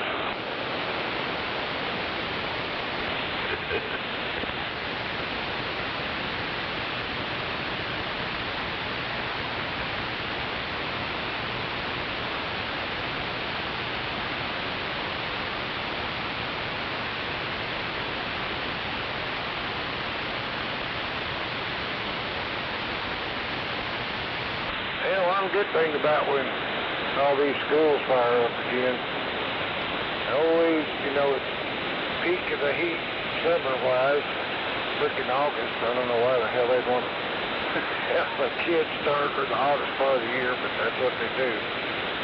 But the good thing is, by a month or two, they start cooling down a little bit. Oh, yeah.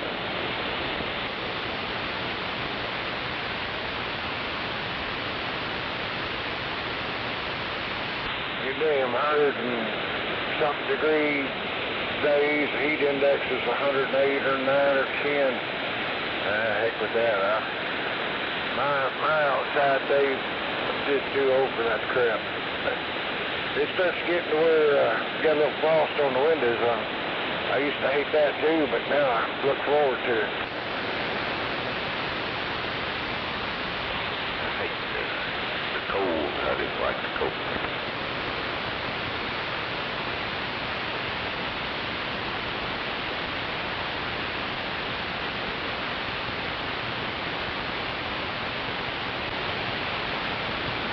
I like having get my fireplace rolling and save on my electric bills that running air conditioning. Outrageous. But come winter time, man, I got enough tree limbs that fall and the neighbors' trees and stuff. We go over there and cut theirs up, stack it. So everything that fell last year, it's all good and dried, seasoned. You'd be smelling pecan wood down there. Yeah.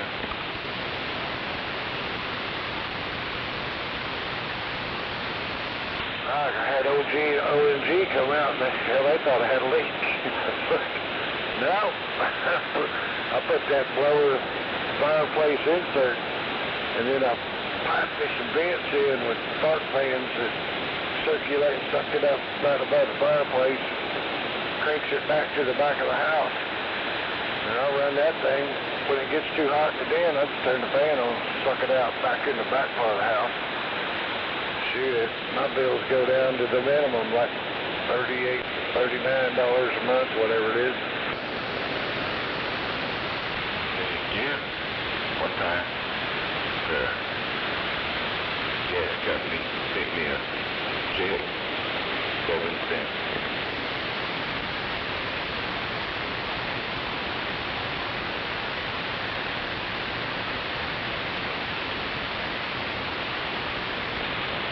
They waste all that money on a stamp and an envelope.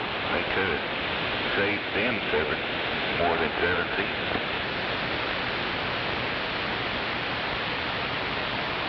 Yeah, it cost them 37 cents for the stamp, a few cents for the envelope. Should have just put it credit towards my next bill or something.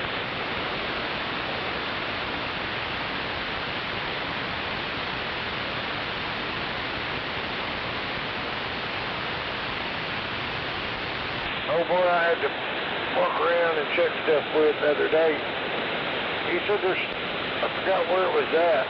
I think down towards eastern Oklahoma somewhere. He said they're putting in some kind of weird plant down there that it's supposed to be using more natural gas than half the state of Oklahoma to operate some kind of weird new plant they're putting in. Yeah, I went southeast somewhere, great big Luigi plant out in the middle of nowhere, out in the country. Took a bunch of frames out there.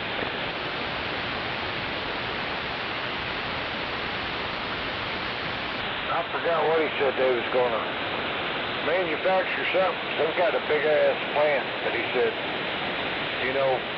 natural gas is only 5 to 7 PSI pressure, but he said this thing was going to take a huge gas line to run this thing, and I forgot how many.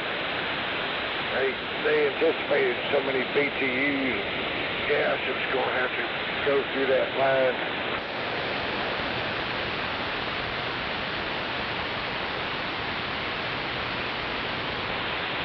Dang. Well, they eating up something. I was about to brain fart out that heat yesterday afternoon. He told me what some kind of weird thing they were making, some kind of factory or something. They're going to be making something out there, but he said it would be the biggest gas line and the biggest meter deal that he'd ever had to mess with.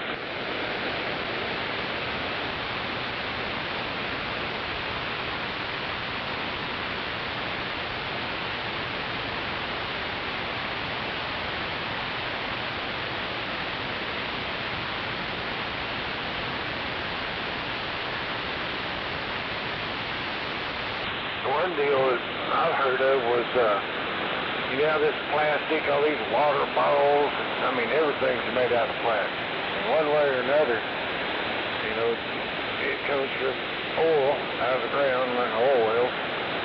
Plastic syringes, plastic forks, plastic plates, 60 cups, I mean, everything's got to do with, you know, with plastic.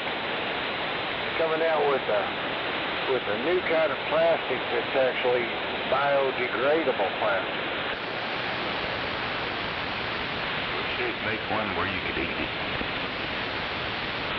Believe me, if you had a science lab, you're drinking it and eating plastic already. Make it out of spaghetti or something, you know. But it's still hard. Eat fast if it gets wet. Well, I seen the deal on the History Channel or Discovery Channel, I forgot which one, but they make skateboards out of synthetic materials. Like the glue they use between the layers to hold it together, it comes from soybean oil, and they use that, and then all kinds of just recycled like plastics and stuff, and make this composite material. It's like, it looks like wood, but it's not really wood. It's the outer layers, they put a little veneer deal of wood to make it, you know, the outside look like wood. It's real wood, but it's like paper thin, just the wood grain look. Yeah, laminate.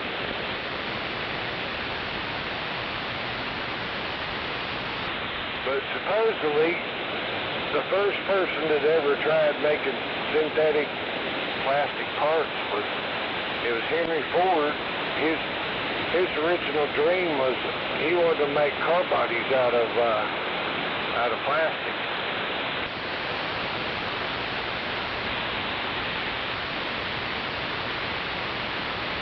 Yeah.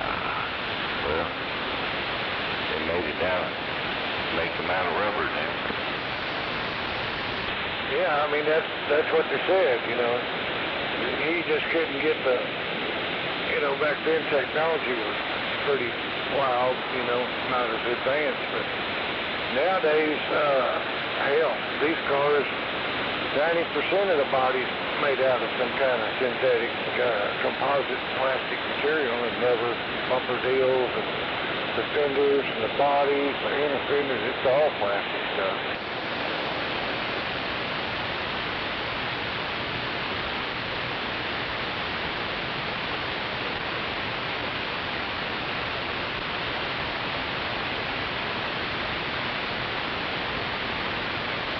So you hear all these people, you know, like see beers, you know, they buy these new trucks, brand new Freightliner or whatever. They say you can't stick a magnetic mount antenna on the dang thing. There ain't nothing on it that's made out of metal. Yeah, we got a pickup at work. It was new, and boss put it in the delivery part. Where the kids were loading up something with the forklift and knocked a hole in the bed. It was all aluminum. Punched a hole right in the fender well. Oh yeah, I remember that. There was a commercial out, you know, and Ford came out and said they was going to make better gas mileage, make the pickup heads out of aluminum. They did, General Motors come out with a commercial and they go, this is the brand new Chevy Silverado. It's designed to haul half ton of rocks. They dropped it in there out of a conveyor belt, and then they cleaned it out. They drove up in a brand new F-150 Ford. And this is what the competitors make their bed out of aluminum. They dropped some rocks in it, and they dumped it out. And it looked like it's been hit by asteroids from outer space.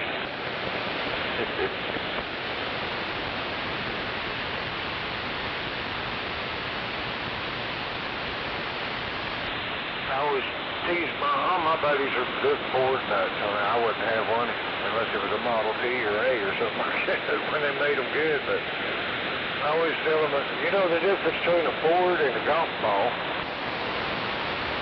Yeah. if you got a good driver, you can drive a golf ball 300 yards.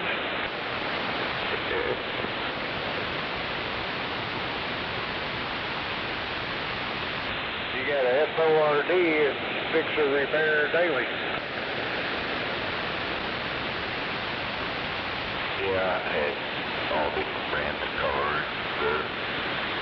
I'd fix them up, sell them, find something else.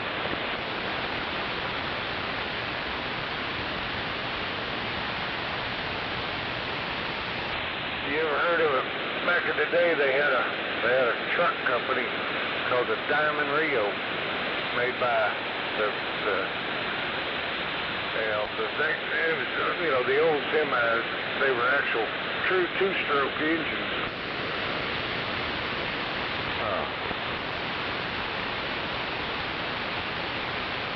Like the old Detroits, they were two-strokes. Had twin turbos and a supercharger on the thing. I didn't know that. Oh yeah, that's one of them old trucker dudes out here. I mean, the thing was, they had to put the supercharger on it because, when you took off with a big load, it wouldn't spin the engine real fast to get the turbos going, so it had a supercharger on it. And once you got up a little bit of speed, then them turbochargers would kick in. If you ever heard one run down the highway, you never forget what it sounded like. I mean, it was a mean-sounding machine.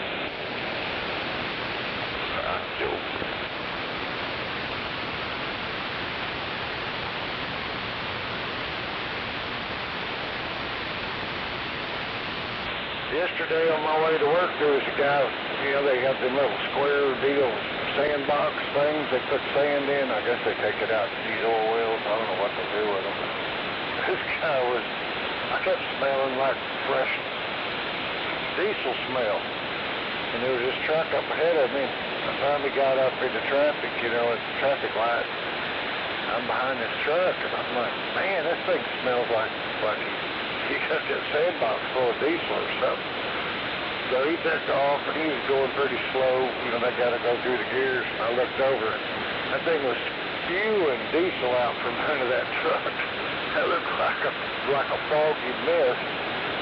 And I thought, man, if I could get up here in the traffic light, I'd jump out and tell him, dude, man, you got a hell of a fuel leak. You got an injector fell out of your truck or something. It's spewing diesel all out under that truck. Wonder he didn't catch on fire.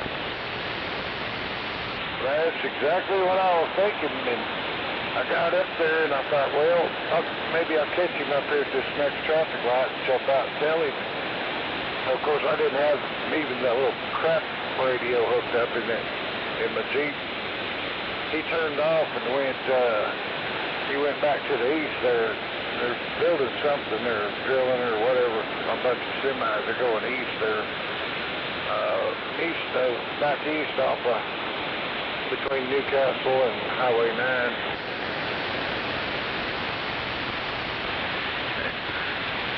Yeah.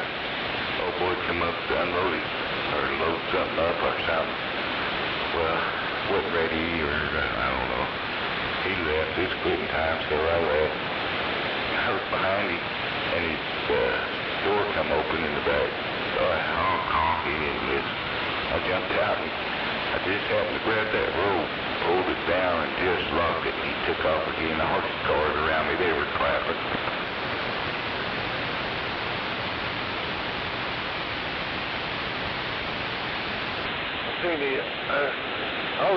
Also yesterday when I was coming home, there was all these lights jumping on the side of the highway there on 62. And I thought, wonder what the hell's going on. I always look far ahead, after that crash I had. I'm going to see what's up ahead of me. So I moved over in the fast lane. I get up there to see what all the commotion's about. Some flatbed hauler made a turn or something. I don't know, maybe somebody hit his trailer. I don't know what actually happened, but they had a whole semi-truck load of of plate steel about 20 foot long. Looked like maybe 50 sheets of it. They had slid off his trailer. And they had a little forklift. I guess they'd called somebody local and found a forklift. They was trying to pull it with a strap and get it back up on there. And I thought, hell, dude, you ain't gonna pull that much weight up there with that one little forklift. Heck no.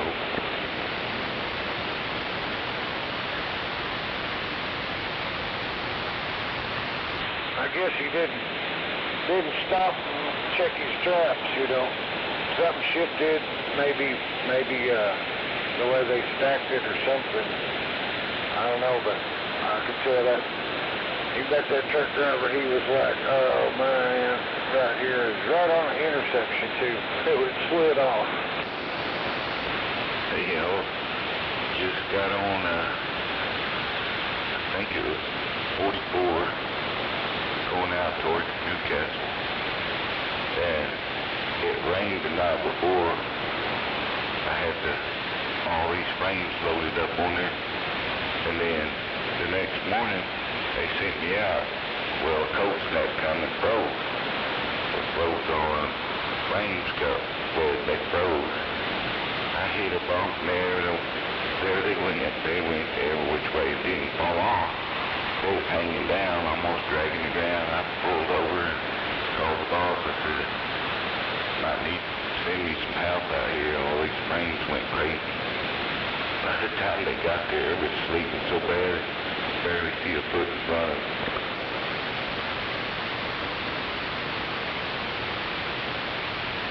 Hey, we get boxes of food come in sometimes, and it's cardboard boxes. And it's -4 degrees when they store it, send it, you know, and it'll come in on the pallet. They'll set it outside till we get there to pack it all back, you know, inside the building, put it in freezers and stuff. Once them cardboard boxes get a little bit of frost between them, well, then they'll freeze together. So you got a whole pallet load of stuff. It's like one big box. We go a forklift or nothing. You go, well, how are we going to get it inside? You know, I'm like, I guess we're going to have to go get some more boxes or get about 100 people here and start a bucket brigade. We'll just tear the boxes up and hand them 1 potato, 2 potato, 3 potato, 4 till we get them all inside.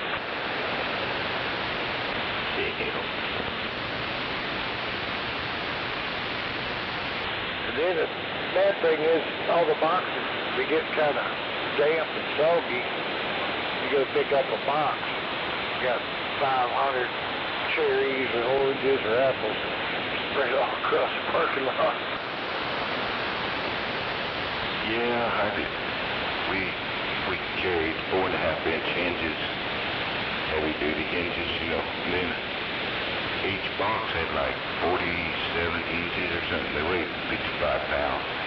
Well, they kept them up in the loft, so they needed 4 cases of them. So I ran up there and grabbed 2, started down the stairs. Another old boy, he said, I can't carry 2, so carrying 1. He got about halfway down, dropped his, and went everywhere. And he said, Bobby, you know that weighed 110 pounds? I said, yeah, it wasn't enough.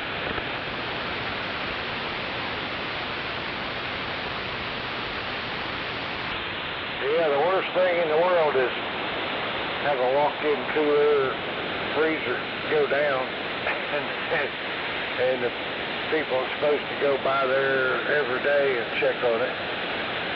Get lazy and they don't, and it sucker. Or like it'll be some kind of spring break or something, you know, a week or 2. They'll come back and the freezer shut down, and they'll open that door, man, and everything in there is rotten. About 9 billion flies come out that door.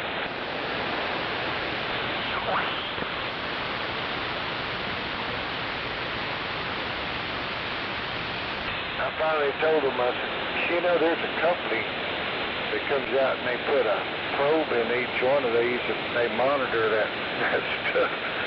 And if the temperature drops more than 6 degrees, it'll have a little code alarm deal, and the company that monitors will send out a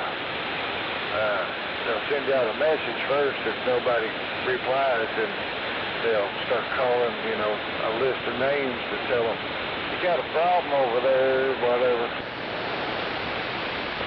Yeah, I think all Walmart's air conditioning and all that's controlled from somewhere else, Arkansas or somewhere.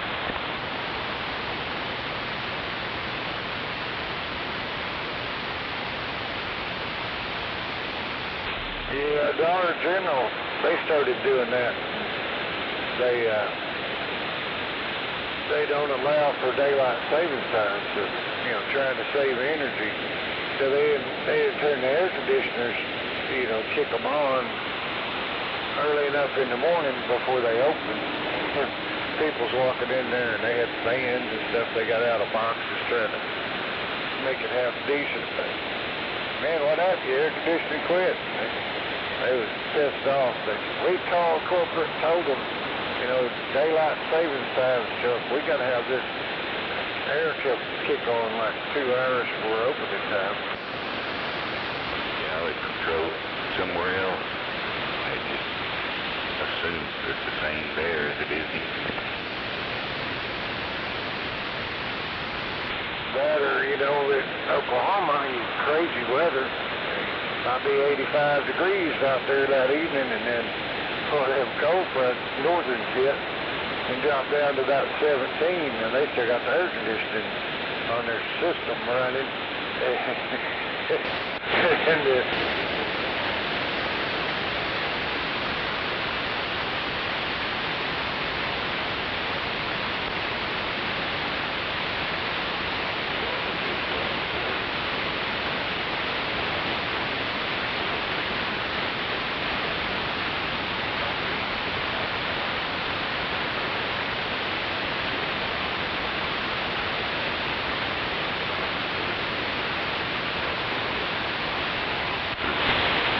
one worked in the hardware room and one office. Well, I kept fiddling with it, and an old gal come out and says, hey, you know that works. The office, they don't work back in the hardware room. I said, oh, really? Well, one of the air conditioners blew out, and ours was the only one working. Now, I'll be darned, that thermostat worked the hardware room in one office.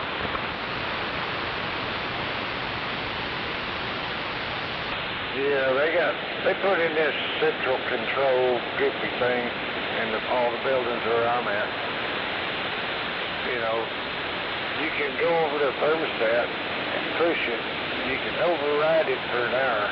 Like say it's 85 degrees in there, you push the down button and run it down to 69, and then set it to cool. It'll run for an hour, and then it'll shut off and go back to whatever they programmed it to run or not run or whatever. Man, I like go in these metal buildings that's not insulated and have to be working in there. So had some heat techs come out to fix something, and I said,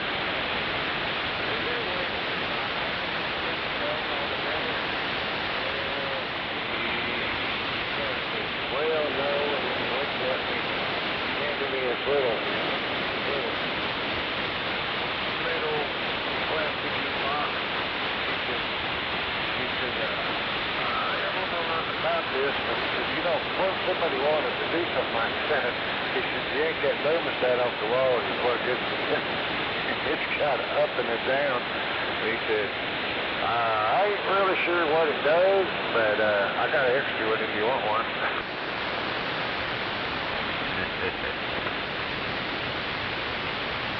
Basically, it's like your OBD port under your car, but you plug this thing in, and red is to turn the temperature up, and the blue button makes the temperature go down.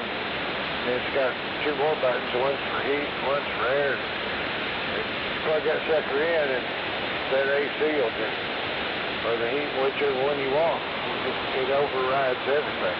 They can't change it from the main computer deal. All right, Joe.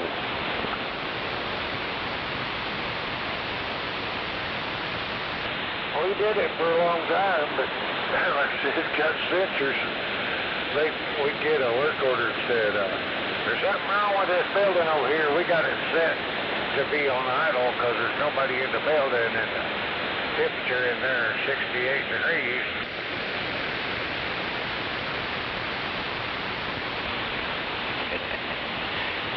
Y'all ought to be cool. We'd say, we'll go over there and we'll check it out. Me and Buddy will say, for about 8 hours till we go home.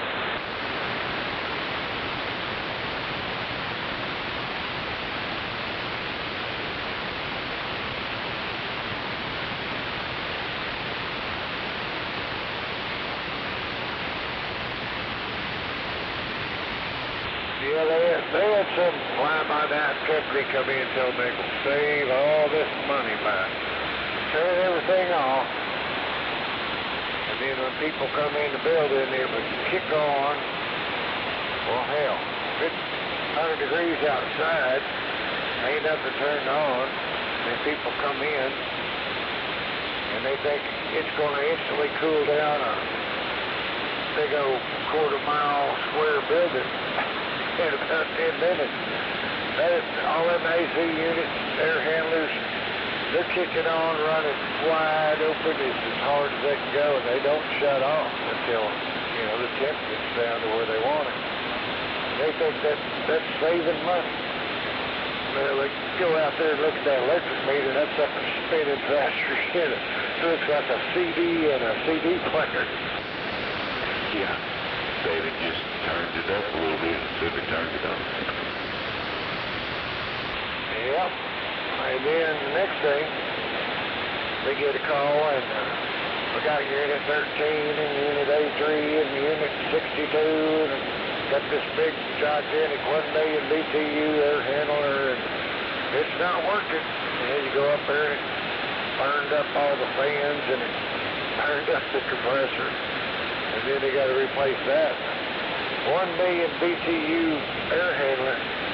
It's not like buying a house to replace it with the crane and everything to get it off the roof and put a new one up there. Oh yeah, a big one.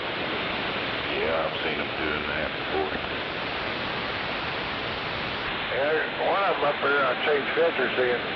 It's got a regular freaking door on it, like going in a house, like the ones you talked about building. You go up there and open this door and you walk inside, and it's got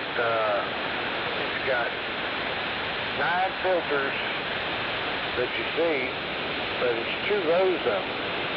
So you pull out the first 9, they're stacked up like 3 at the bottom, 3 in the middle, and 3 at the top. Pull all them out, then you reach in behind that, and it's got 2 more that slide out of like a tray thing. Dang, that filter is good. Yeah, I mean, with the summertime, if it's on, you can't pull the door open till it cycles off. But it's got such a vacuum, And then if you go in there, it's got a safety latch like deadbolt thing, so if you get in there and it kicks on, it don't, you get out. Oh, you up in that filter.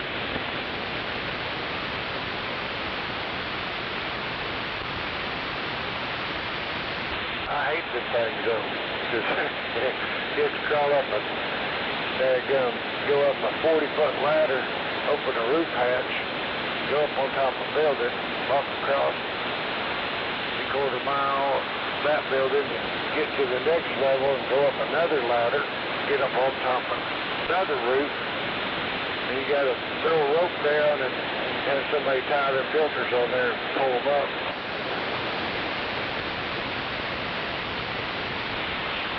glad I didn't have to do that. Yeah, and guess what? When they decide they want to change filters? When you're alone. Right before everything opens up, like August 5th or something like that, 100 and some thousand degrees up there.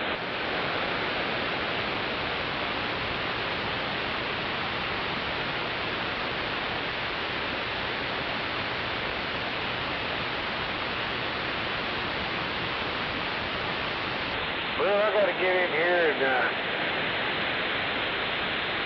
get myself together. I might try to throw my old 29 in there, just unscrew the coax on that little box, stick that 29 in there, and I got a feather power cord. I could run it in a cigarette lighter, see if that might work.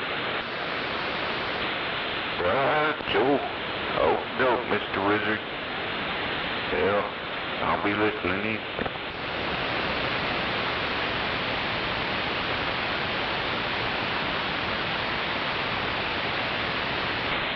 Make them behave out there. If they don't give them a cookie after recess. They won't get their little snack box. Right, Joe.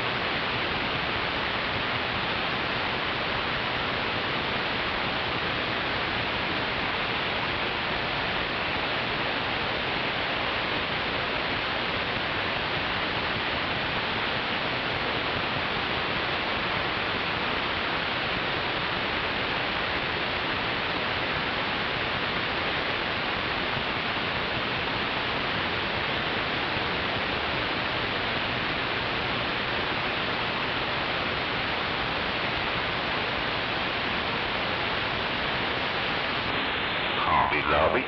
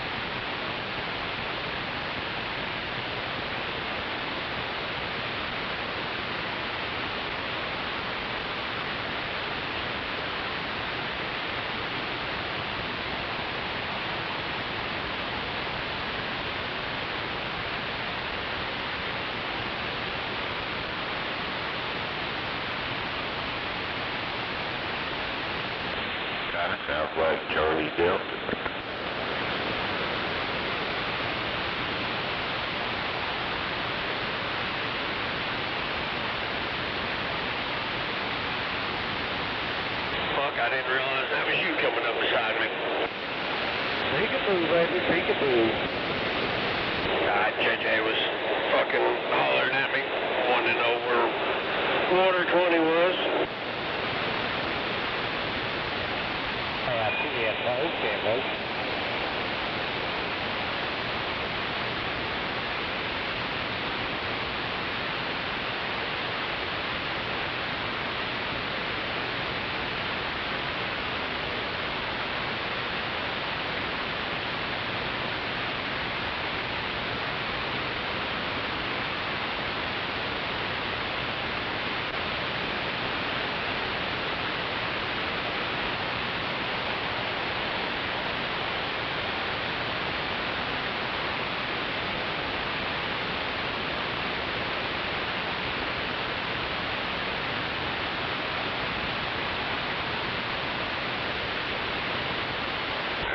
Got a truck behind me, usually we'll go left, partner.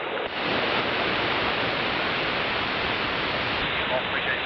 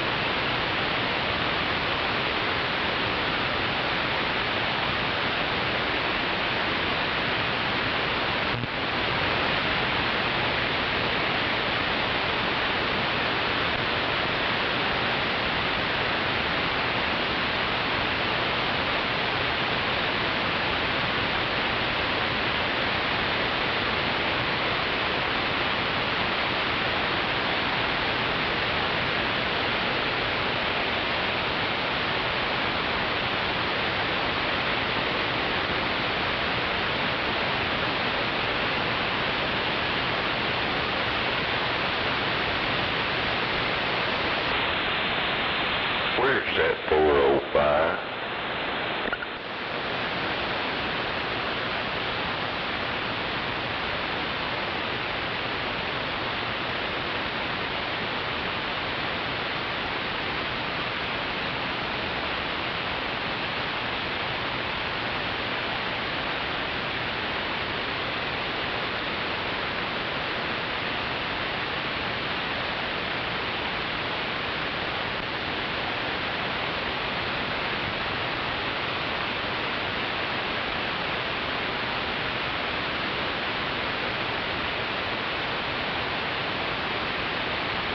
I bet it's Dr. Bob. I bet it's Dr. Bob.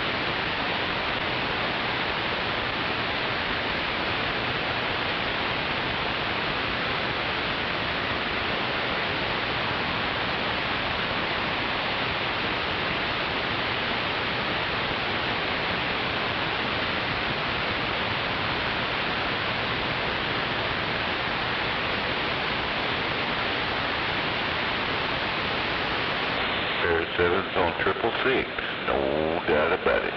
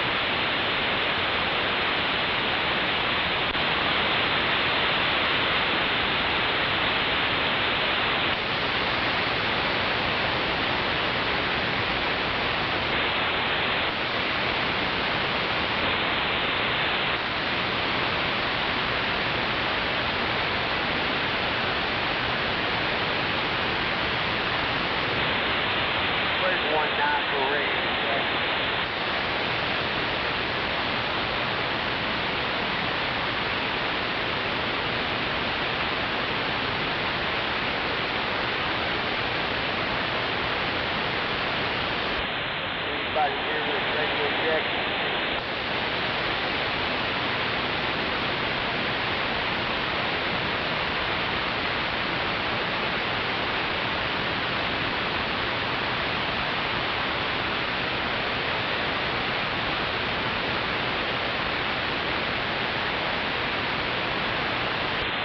Brig 19 to radio check.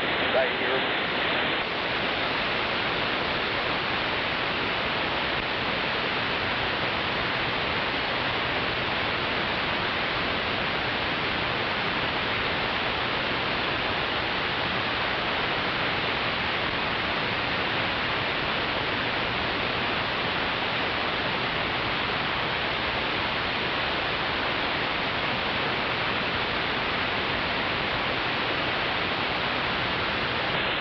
Waving my hand at Dr. Choctaw.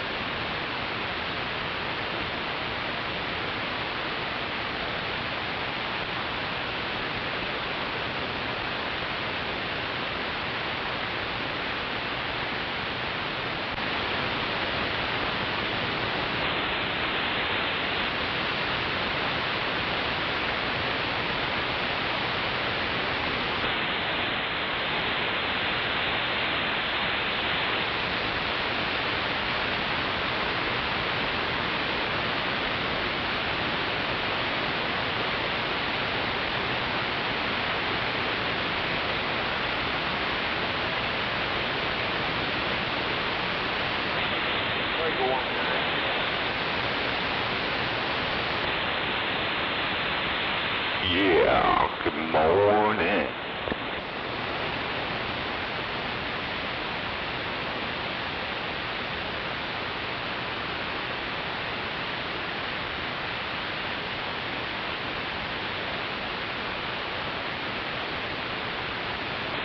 Got audio.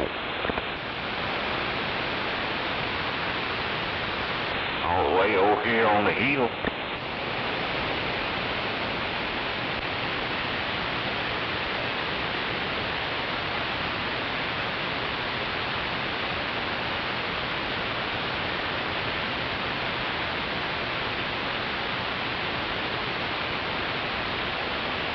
That's your Cobra.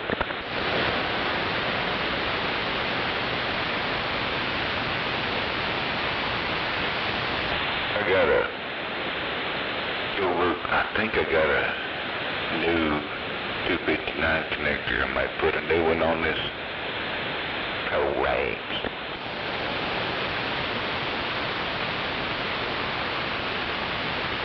I think the lightning blew it apart or something.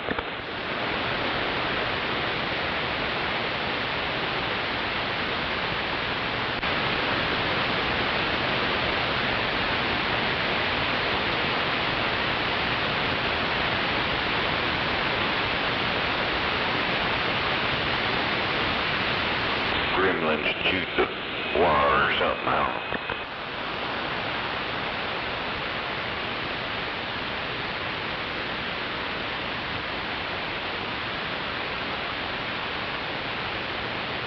Here, I blamed old snowman. It's probably my antenna missing it.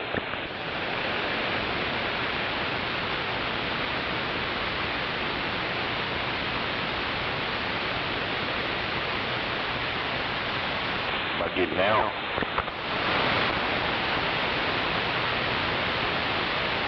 I need to turn the volume down.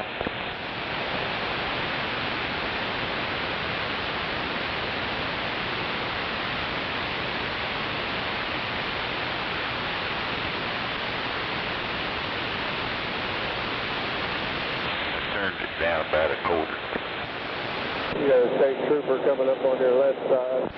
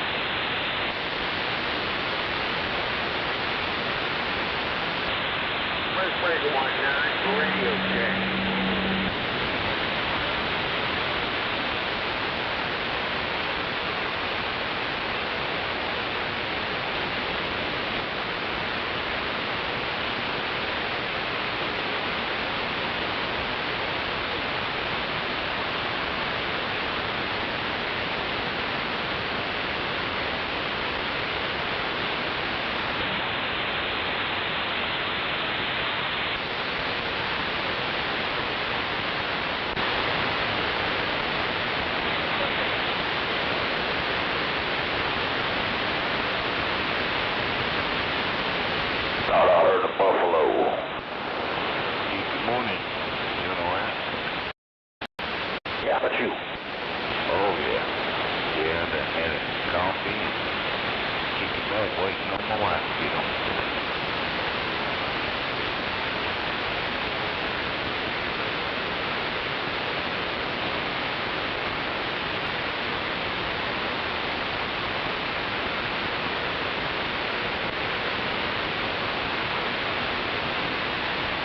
Hopefully there won't be no road races out there.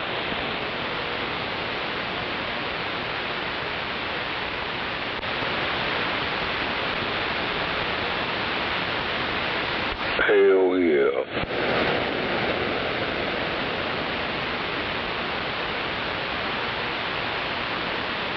Yeah, I gotta go out this side here, Oklahoma this morning. Sounds like fun.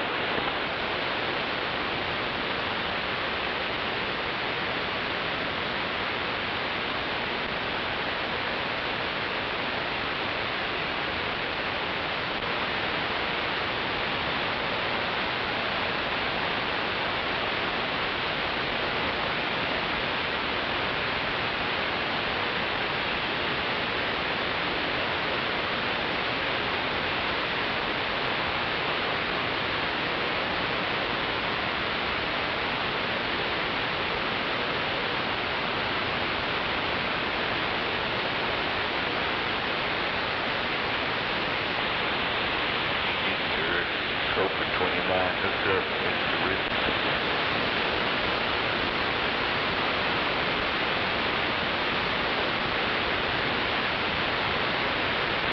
Okay.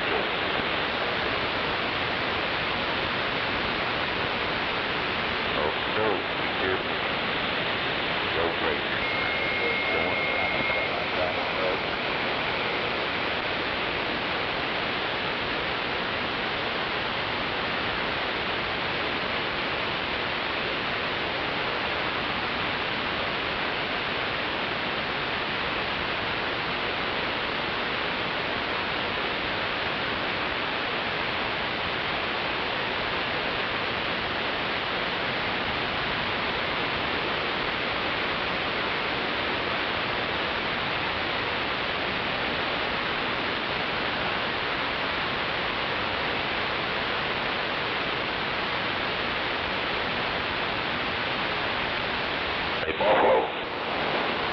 Yeah. You gotta quit being mean to them old men. I seen what you did. I don't know. It is what it is, stuff. I'd be ashamed of yourself, chase that old man down like that. Throwed him way up in there, about 15 feet out.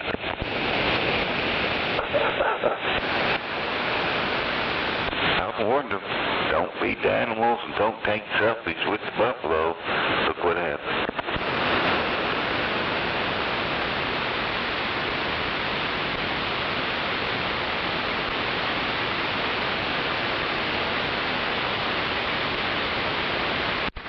Buffalo. Uh-oh. Rattlesnake. Hell yeah.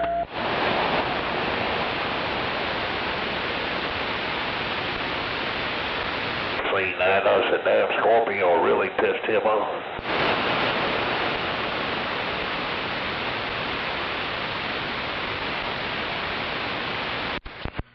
Smoking Joey. I can't believe he ain't thanked the old dude for giving him all that stuff. Yeah, I heard he paid burning head.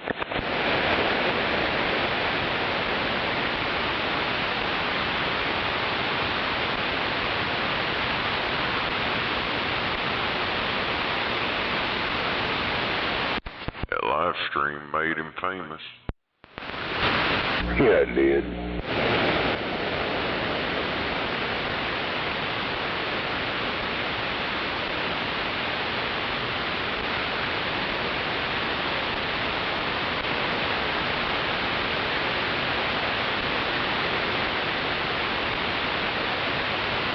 Yeah, I gotta fix my coax today. I think the one going to the antenna's got a bad end on it.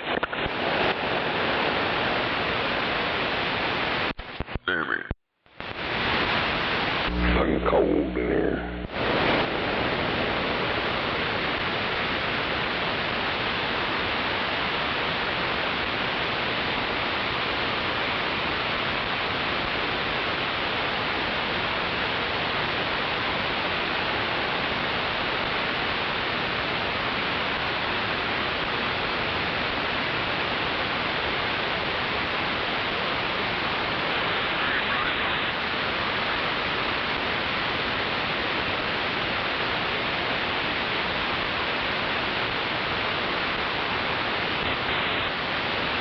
They are on. They're on.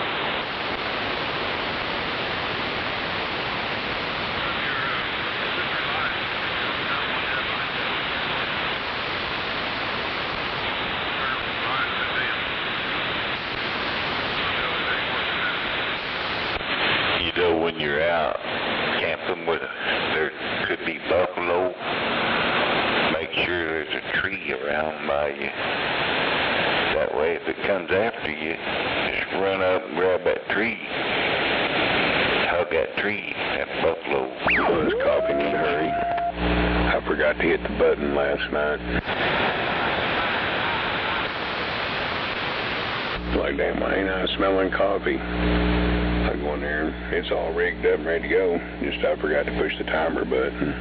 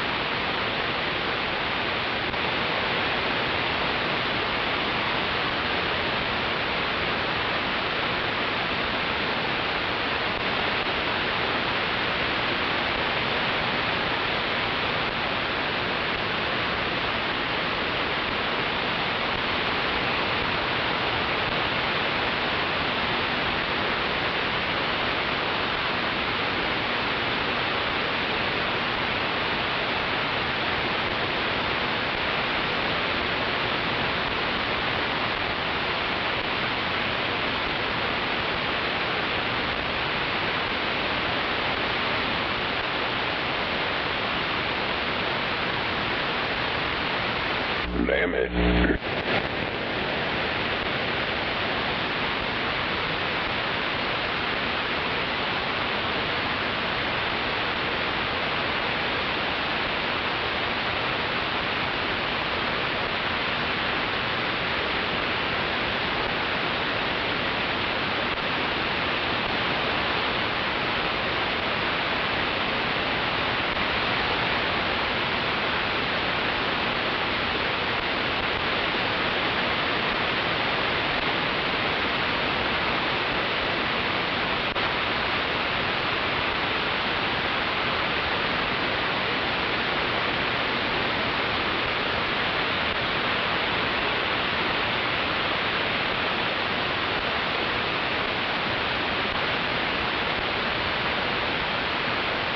Damn it, they're gonna be this dead.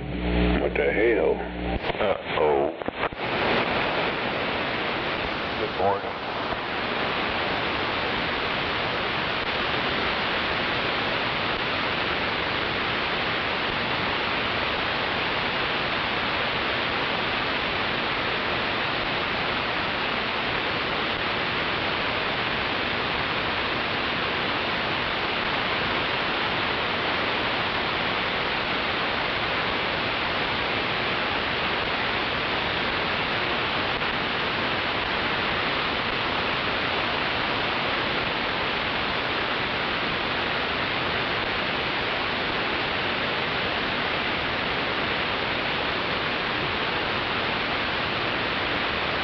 Is that it already?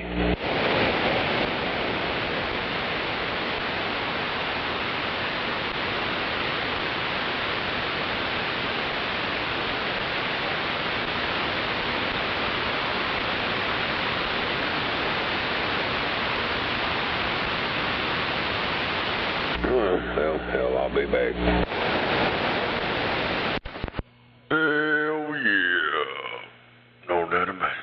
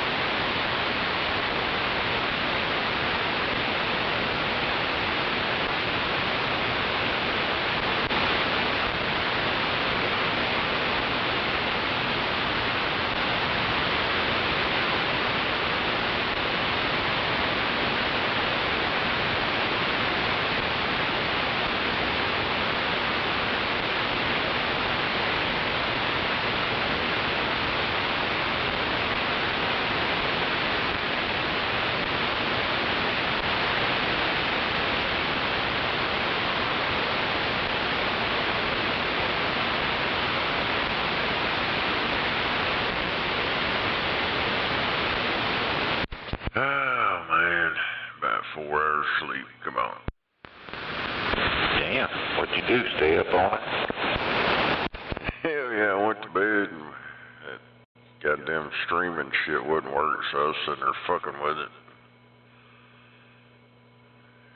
And I don't know what the fuck's going on with that shit. I guess they turned a bunch of that shit off or something.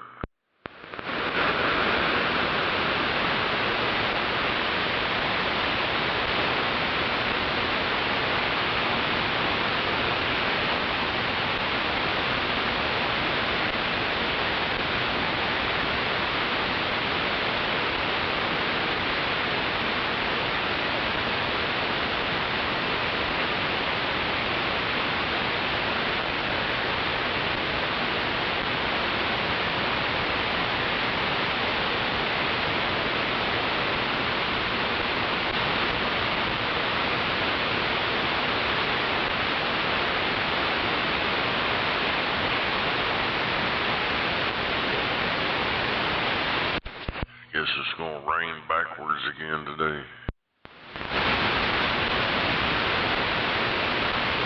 What? It's gonna rain backwards.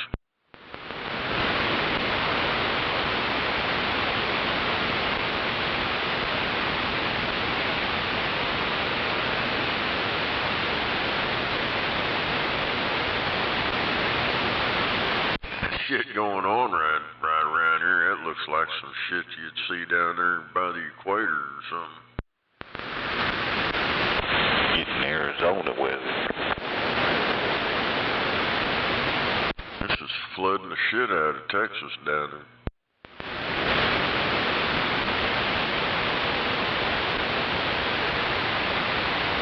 I hear them drivers talking about it.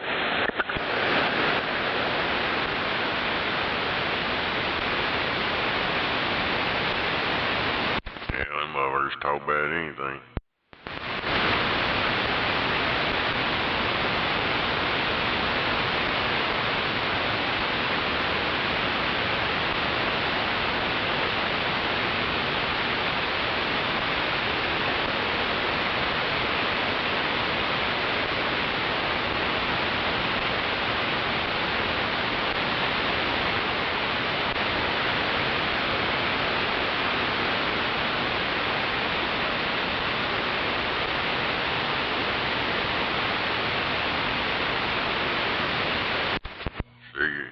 sent, he got some Old Spice, a t-shirt, Old Spice deodorant, Old Spice face wash, 1 pound of fresh ground Santa Cruz coffee.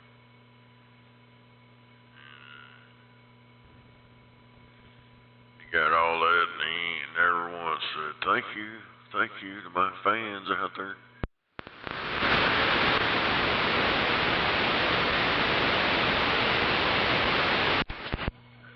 I know I need some coffee.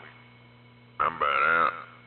And for some goddamn reason, I guess here about next week or something it'll be here. I don't know why it took so long. Hell. Want more of that cheap ass coffee?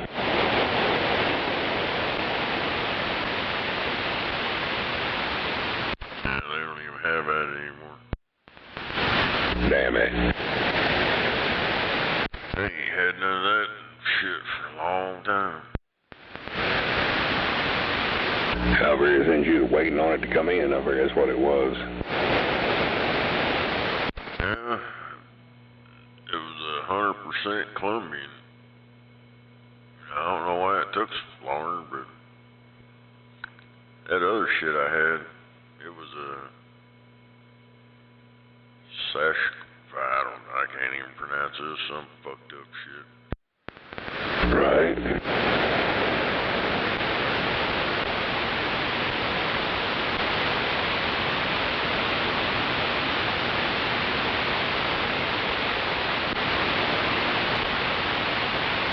Scandinavian blend or some bullshit. Huh.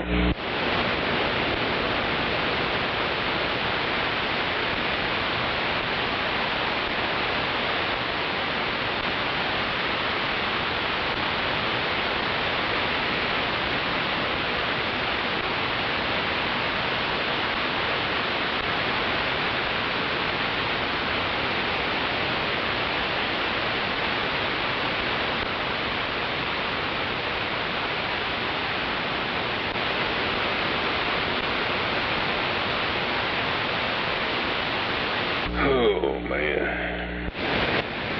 Hey, driver, y'all over Hell, I'm drunk. at least get me.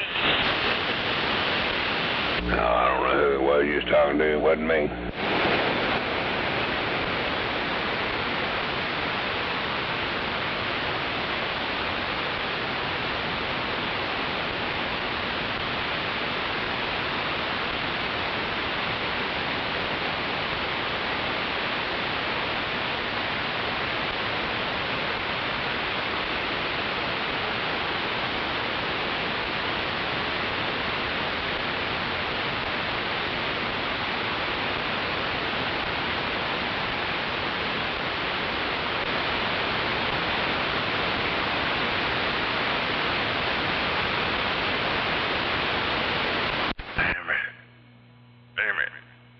Sure there's a lot of crybabies on that damn internet shit. Hell, I fuck with it every once in a while and piss somebody off, and I sit back and laugh, and then I leave it alone for a while.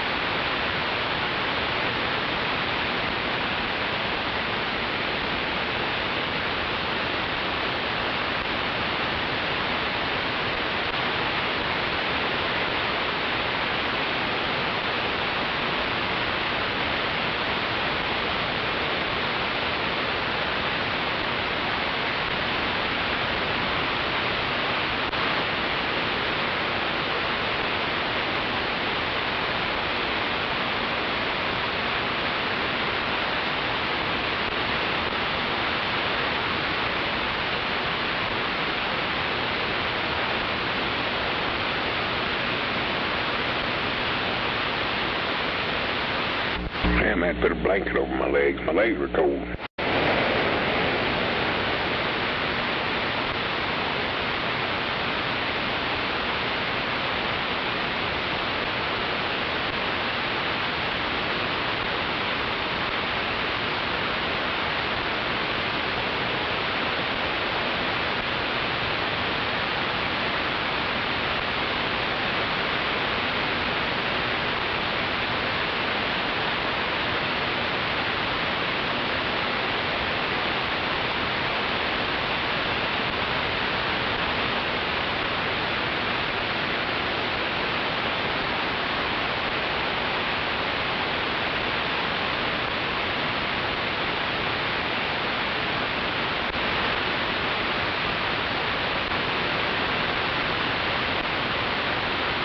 Good morning.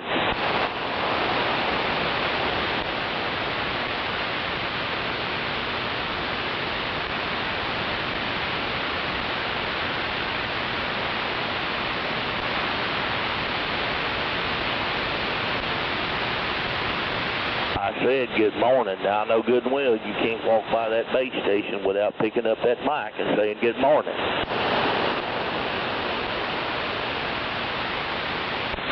Morning, concrete cowboy.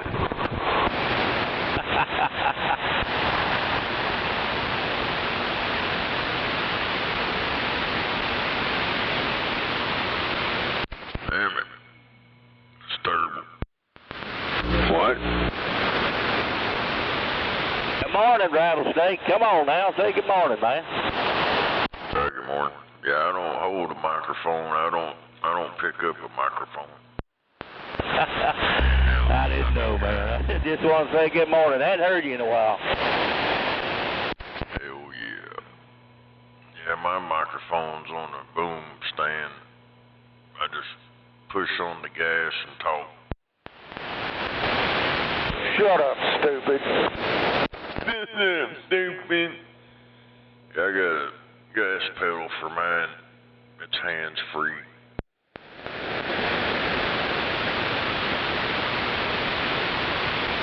Because you're too fucking lazy to pick something up. Too lazy to pick up a mic? Sound like to me you're too lazy to get up off your ass and get a real job, huh? Damn, is that what he said? Yep.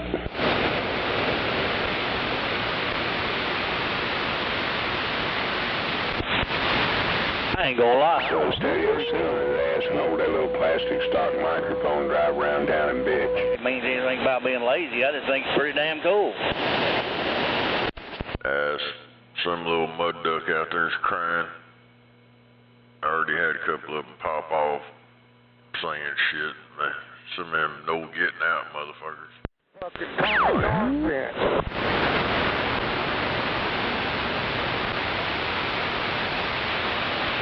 They're gonna fuck around and get their feelings hurt, and then they're gonna be all fucked up the rest of the day.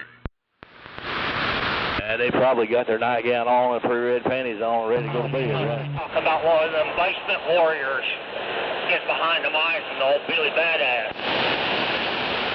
Oh yeah, I hear them all the time. Hear them all the time running up and down the highways, the basement warriors.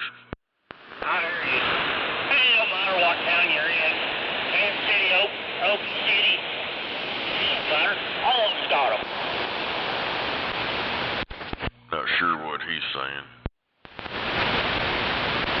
I just got a little bit of ready.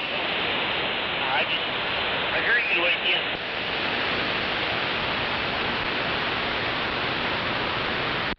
Yeah, they're always crying out here. Hell, I just talk on my radio like I've been doing for the past 4 and something decades. But I know one thing for sure. The past decade or so, there sure is a lot of grown-ass motherfuckers crying their eyeballs out on here. I ain't never seen no shit like it before. Never. Because you don't get out of the fucking house. Dude, I got a job. I go to work. What are you talking about? I don't get out of my house. Hell, around everywhere all the fucking time, guy. Hell, apparently you don't leave the city.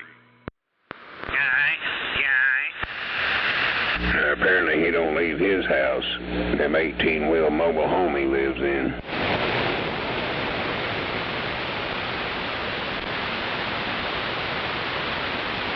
All these newbies, they're trying to talk shit. Trying to.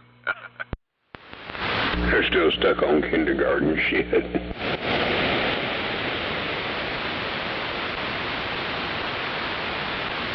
Pretty soon you're gonna hear a your mama joke.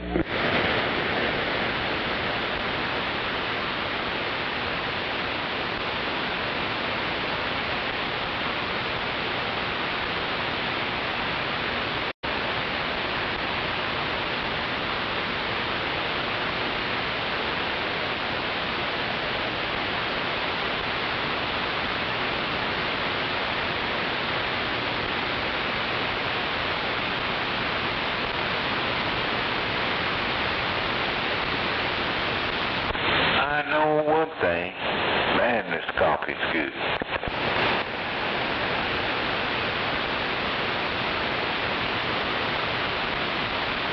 I know one thing, this coffee's good shit. It'll be better once I roll this joint.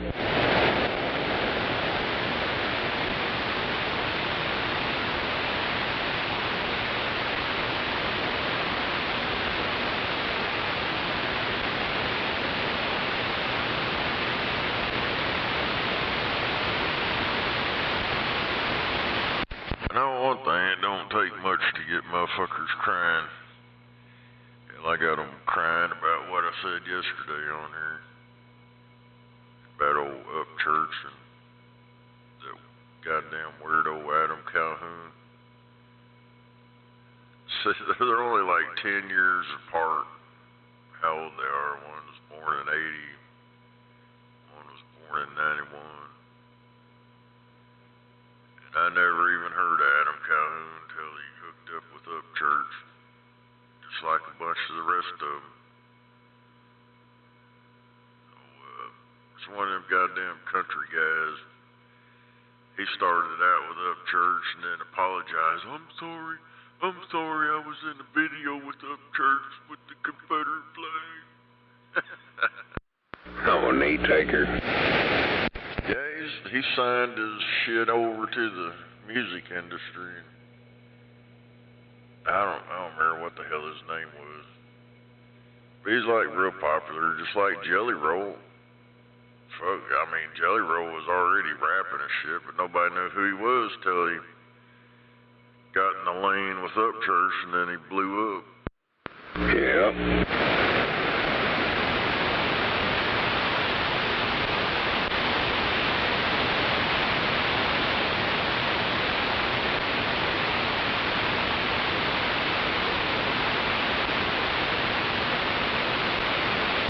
And they all dick riders.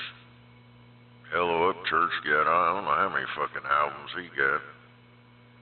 He's put out a shitload of albums. He got gold records, platinum. The rest of them motherfuckers over there jumping up and down, crying, "Oh fuck Ryan Upchurch, me. That sound like some of these little motherfuckers out here, little jealous bitches that sit around in the background. Beep, beep, beep, beep, beep, beep, beep, beep, beep.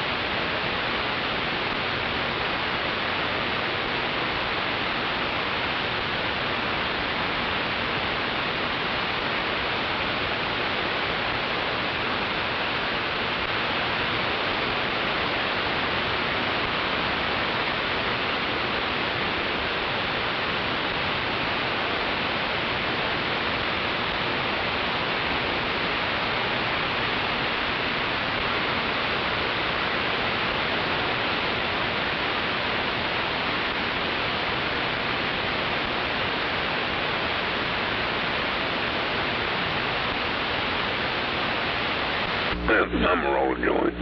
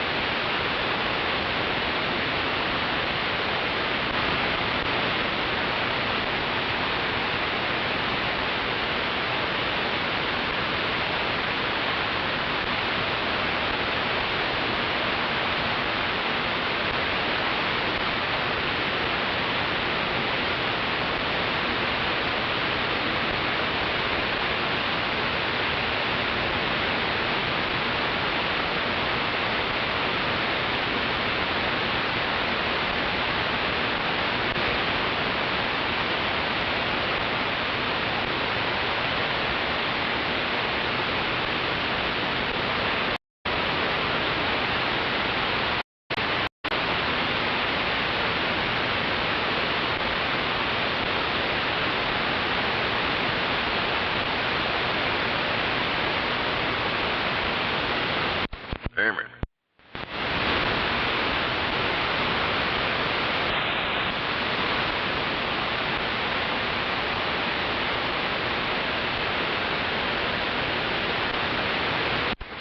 Was that it? No, come on. I guess. Hell, I don't know.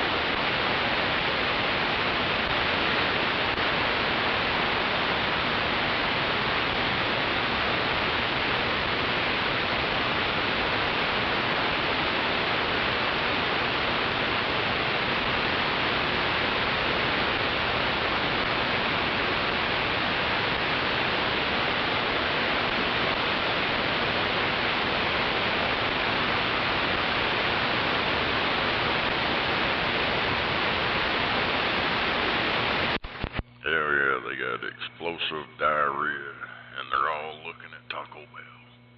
That's just fucking funny. Yep, Taco Bell. Let's blame Taco Bell. That's where it's been coming from. They've done deemed that. Yeah, it's in the salad and all this shit. You get it at the store too. Yeah, they was looking at Taco Bell too.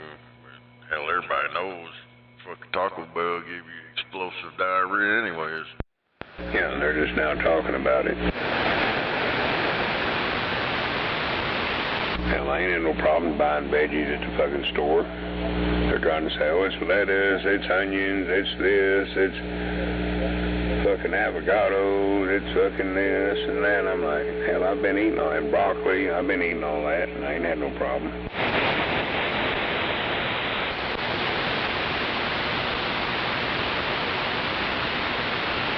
I'm not one of these ones that just picks up a steak and eats it off the bone and that's it. Hell, I eat all kinds of shit.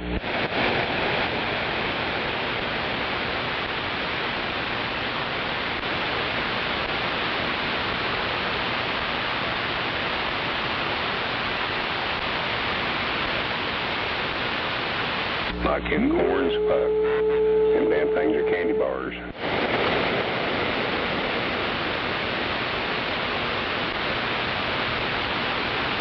We had to throw them bitches in the freezer, or I just sat and ate them.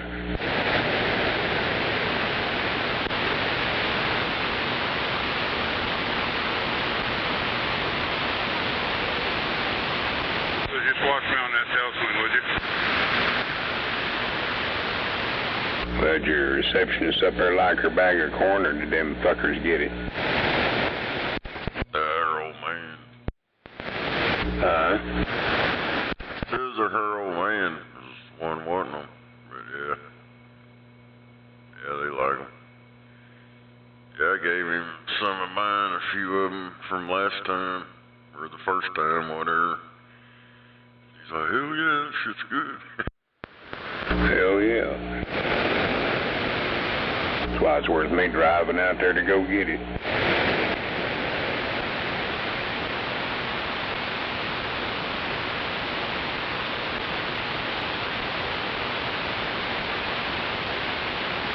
Hell, the watermelon thing comes up in the middle of next month.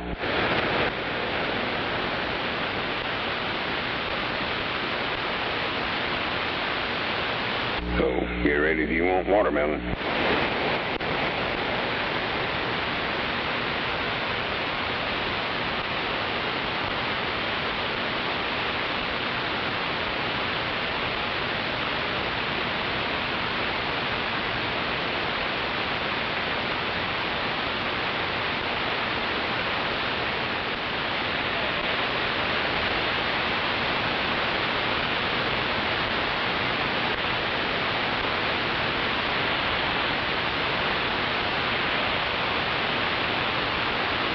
I told the missus yesterday, I said, yeah, here in about about a month, I said, we're going to be going for watermelon. She was, damn, is it time already? I said, yeah. Second weekend in August is when they do it.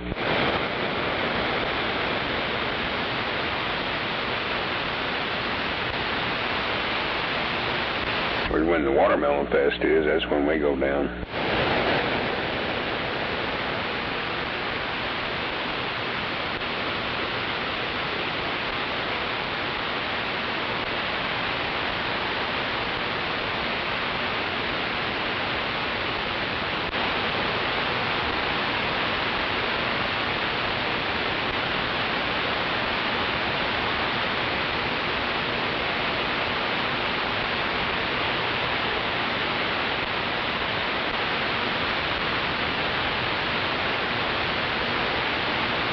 Arthur, can you hear me? Yeah. Get behind Scott. And I think we missed the deal. I think it was this last weekend.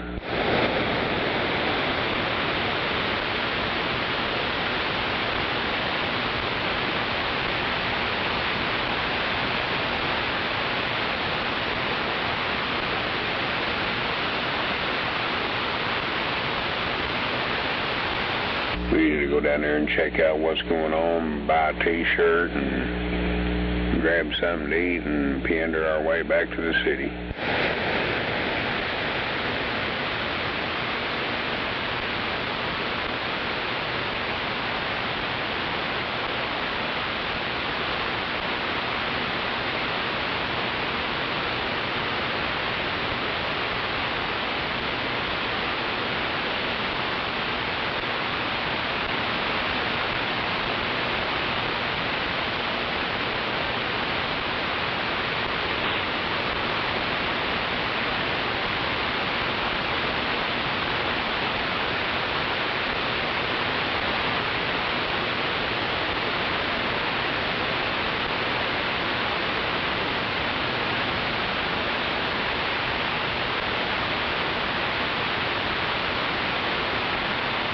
She's gonna be green.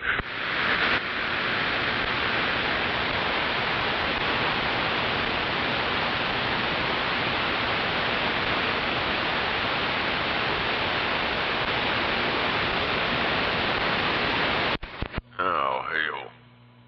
Cities are arming garbage trucks with AI cameras to scan houses.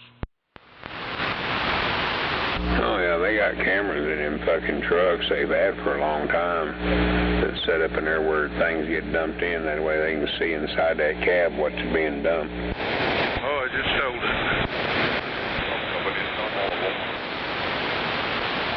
What? Not all companies can see inside. Well, these ones here in Oklahoma City can. Yeah, these trash trucks, buses, all of them. They got cameras all around them motherfuckers. Hell yeah. Yeah, these ones that run Oklahoma City, oh fuck, I forgot the company that does it, but yeah, they've got them inside them fucking deals where they dump. Well, that one, but there's got cameras all around it already, so I don't know what the hell this motherfucker talking about. Oh shit.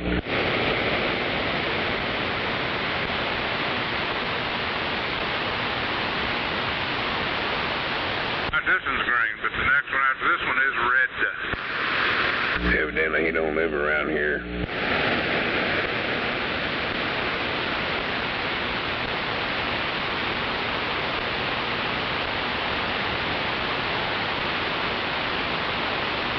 Next one just turned green.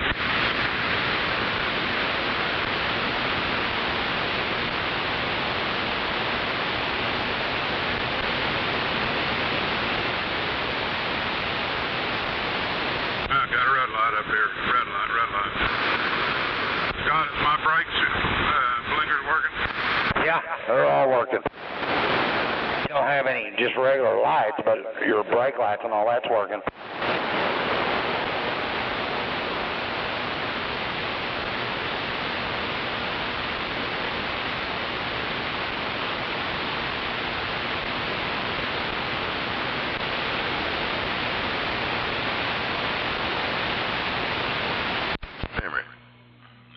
Lithium capacitors. Oh hell, ain't that a battery? This is the battery. Well, I said, it's the battery to me.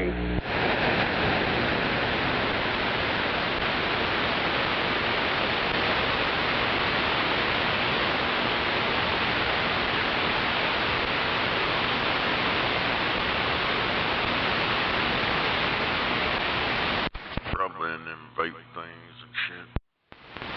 Do what? And you audio down?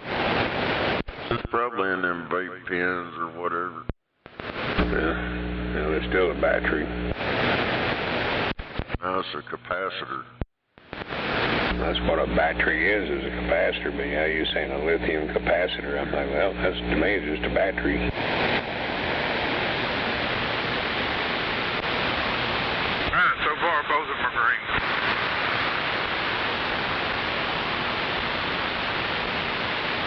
Still green.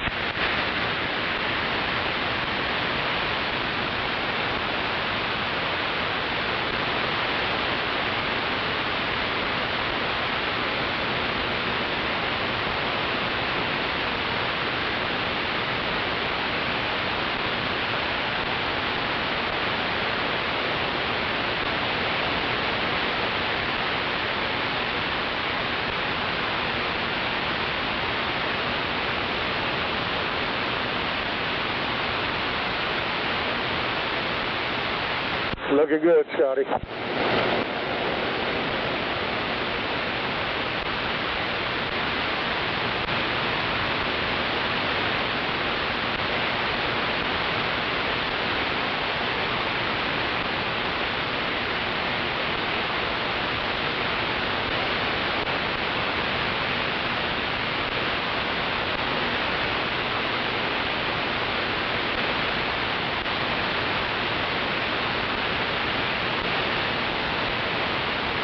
Got first lane. Second lane if you need it. Fire no.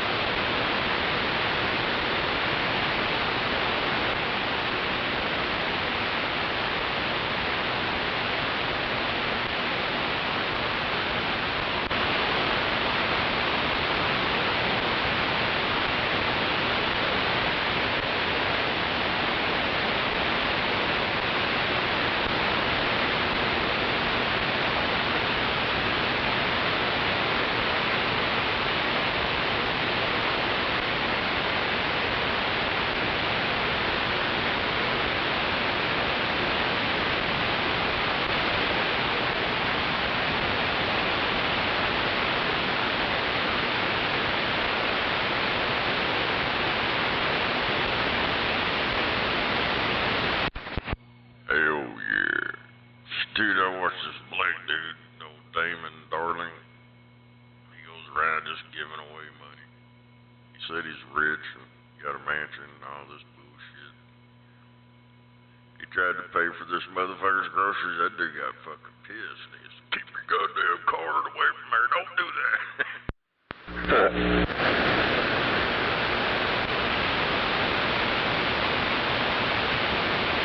Normally they're like, hell yeah, gimme. This motherfucker's like, no. It's I can pay for my own shit. Right.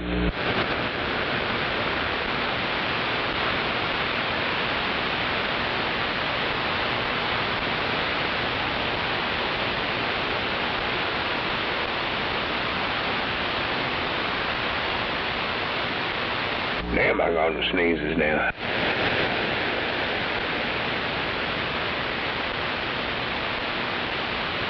Says he has an oil rig on his land or some shit. I don't know. He's been around a while just giving out money. Cash money. Paying for people's shit. Right.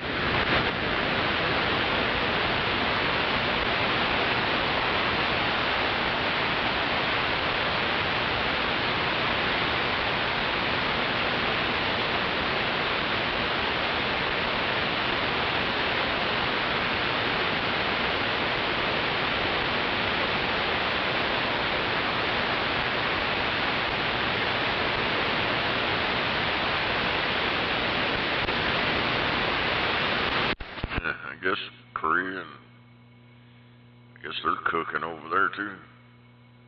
South Korea issues highest heat wave emergency warning. Must be pretty warm over there. Yeah, it can get that way.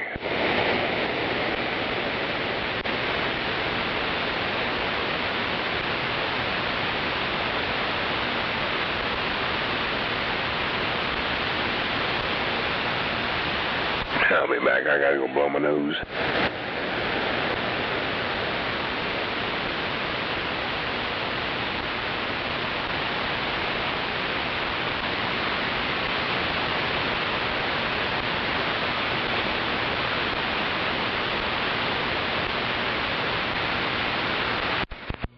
On the Buffalo Show. Yeah, come on. So you gonna fix that today? Yeah, probably later on. Better do it before it rains. I gotta hold my mouth just right so it'll work.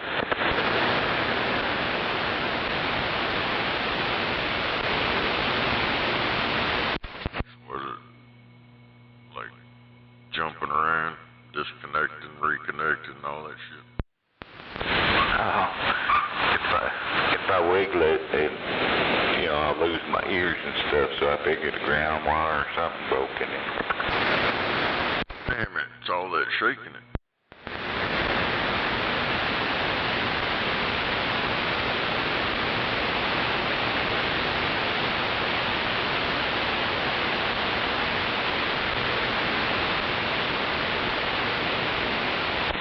All that keying up too much. Roger beeping.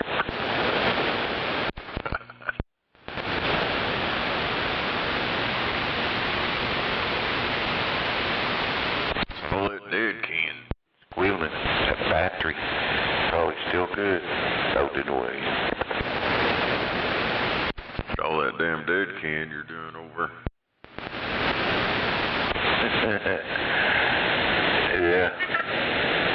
Dang dog won't shut up. Done burnt the shield off the coax. Melted the solder out of it. Uh-oh.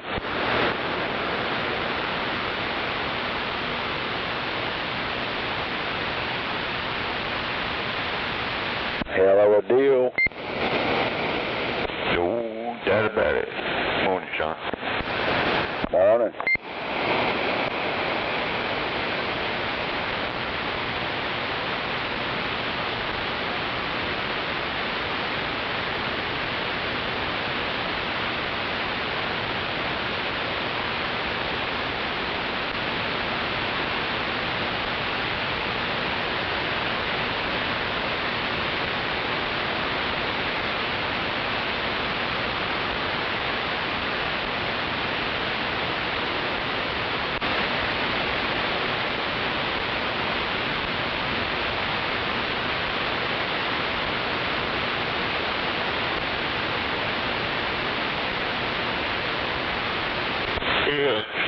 like I fix one thing and then something else messes up. You can't go out. Damn it. Just had to buy some new shit.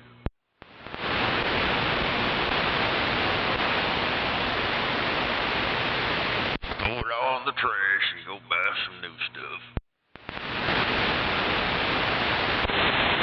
Go to CB shop, buy new ends, coax.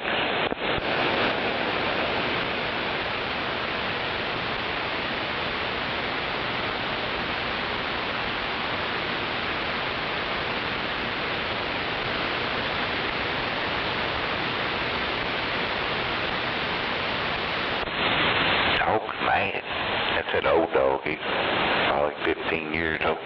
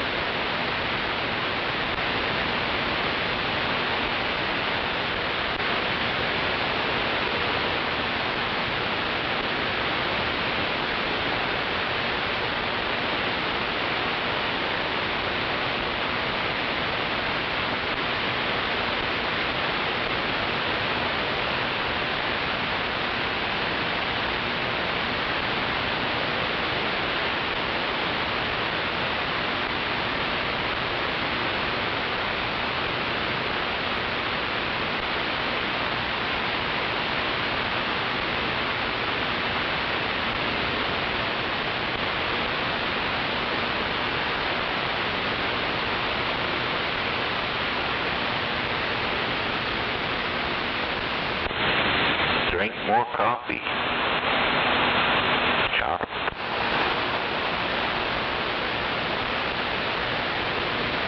Well, I wish I could have some coffee.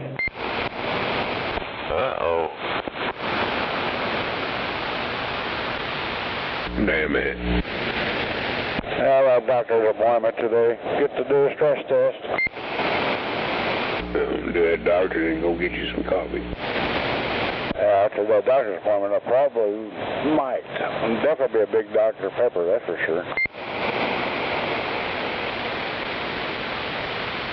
Yeah, it's not till this afternoon. There goes the helicopter looking at a wreck, I guess.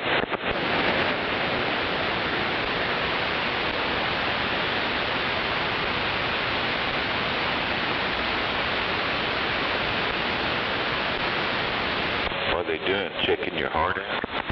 Yeah.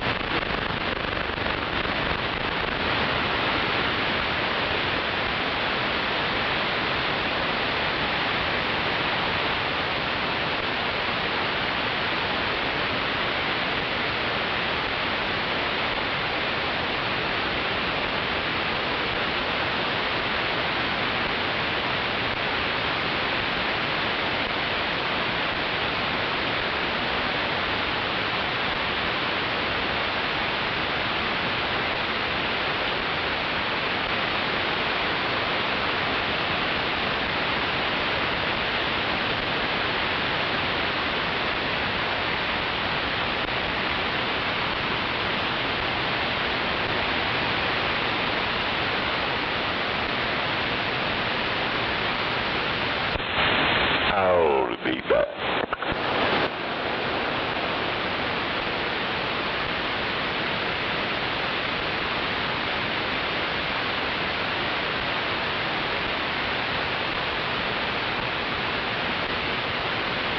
Morning, Snowman, Snake. Morning, morning.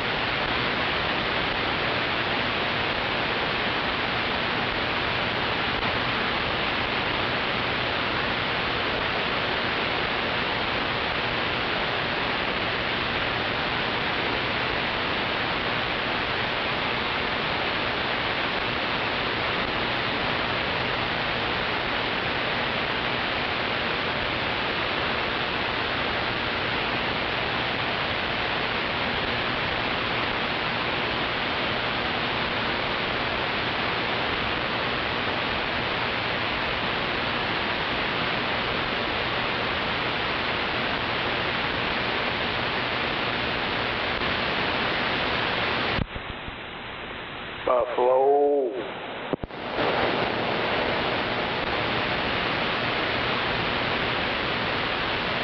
He had to go do something. Said he'll be back.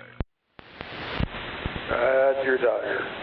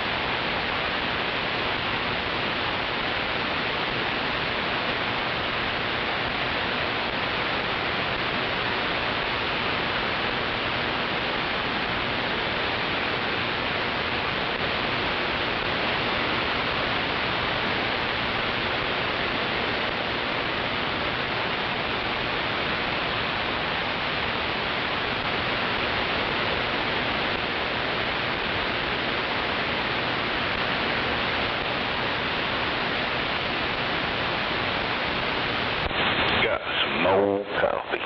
More.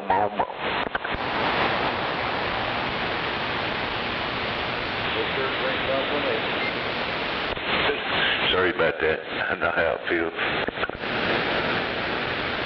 Yeah, I think my first time going through this stuff.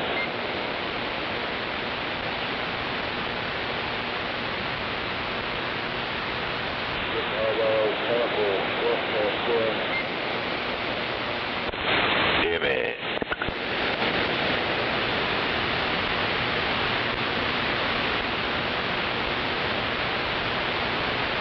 $7 o'clock. Time to restart.